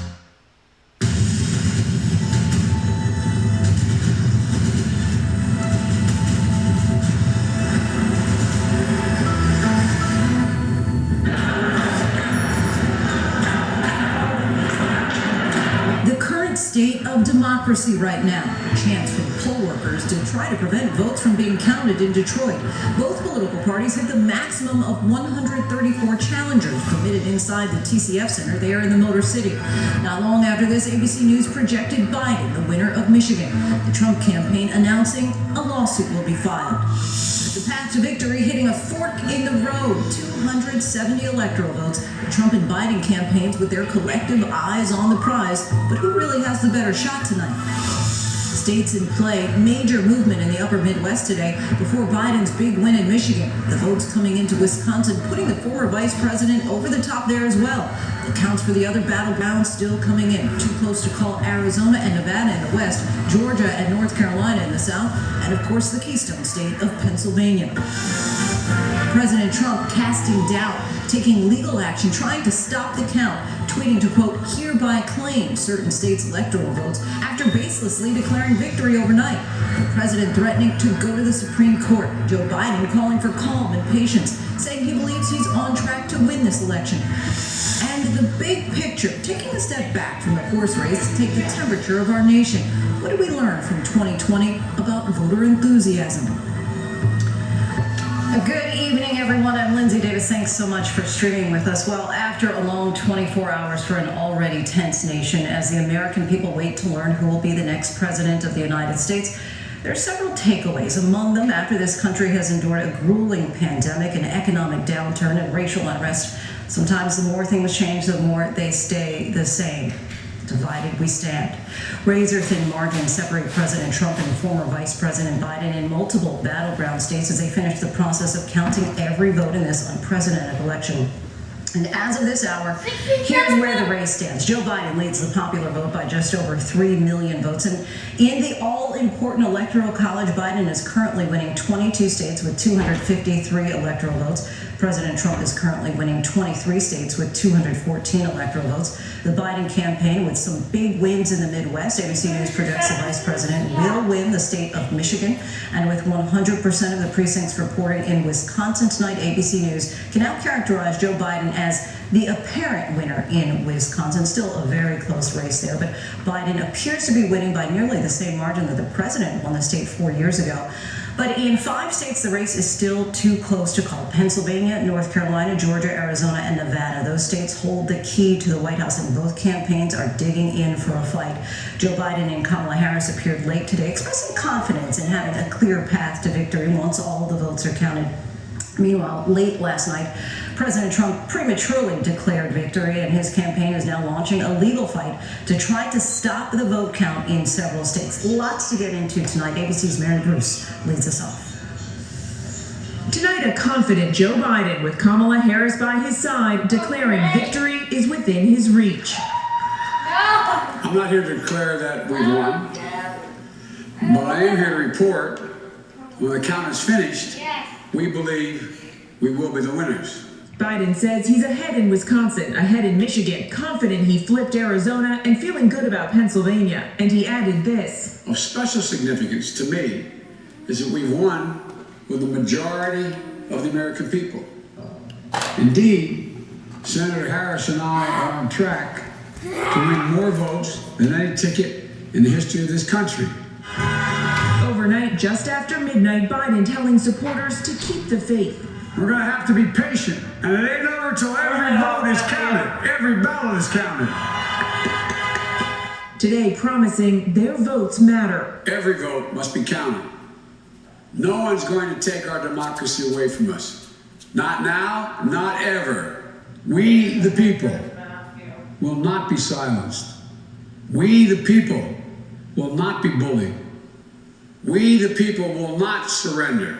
Biden's legal team says they're prepared for whatever the president's lawyers throw at them. Looking ahead, Biden says he's ready to start uniting the country after this bitter campaign. I know this won't be easy. I'm not naive, but I also know this as well. To make progress, we have to stop treating our opponents as enemies. We are not enemies. What brings us together as Americans is so much stronger than anything that can tear us apart. And if Biden can also take Arizona and Nevada, that is enough to deliver him the White House. But tonight they are also feeling confident about their chances in Pennsylvania, too. And while Biden's team is being very cautious not to declare victory, they are tonight moving ahead with their transition plans, already launching their new transition website, buildbackbetter.com. Lindsay. Thank you so much, Mary. President Trump was behind closed doors in the White House today planning his next steps. He came before cameras after 2 a.m. this morning, prematurely declaring we already have won it, despite millions of votes still left to be counted. Today, his campaign is trying to take the battle over finishing the count to the courts. ABC's chief White House correspondent Jonathan Karl has the latest. Tonight, President Trump is huddled with aides inside the White House, getting ready for a fight. His team has already filed a lawsuit in Michigan, another in Pennsylvania, and demanded a recount in Wisconsin, all as votes are still being counted. Late election night, the president was defiant, speaking at the White House after 2 a.m., falsely declaring the election was rigged, the race was over, and that he had won. We were getting ready to win this election. Frankly, we did win this election. In fact, the election went smoothly, without significant disruptions, and millions of votes are still being counted. In some states, as expected, the count is taking a little longer due to the dramatic increase in mail-in voting during the pandemic.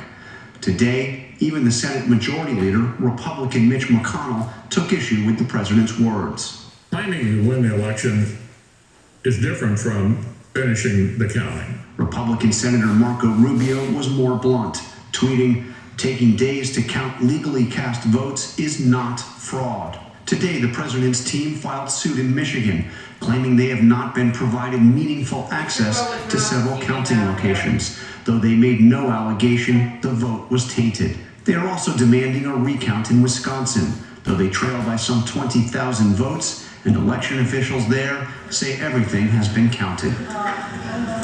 And Jonathan Karl joins us now. John, so you reported on those lawsuits in Michigan and Wisconsin there. And the Trump campaign is also taking action in Pennsylvania, where they're currently ahead. Explain what they're trying to do there. Well, essentially, Lindsay, it seems to really boil down to this, and that is stopping the count in places where Donald Trump has has the lead, Pennsylvania. There's also talk of something, legal action in Georgia as well. And then continuing the count or pushing for a recount in the places where he's behind. So that's Wisconsin, the recount, and continuing a count in Nevada and Arizona, where they both, the campaign claims that they will ultimately emerge as in the lead. So, you know, count where you need the votes, stop counting where you already have the votes, essentially. And just give us a sense of what you're hearing from the campaign on their strategy as far as going forward. Do they think that any of this can... I don't know what to do now. This is probably going to be the end of the stream now, so...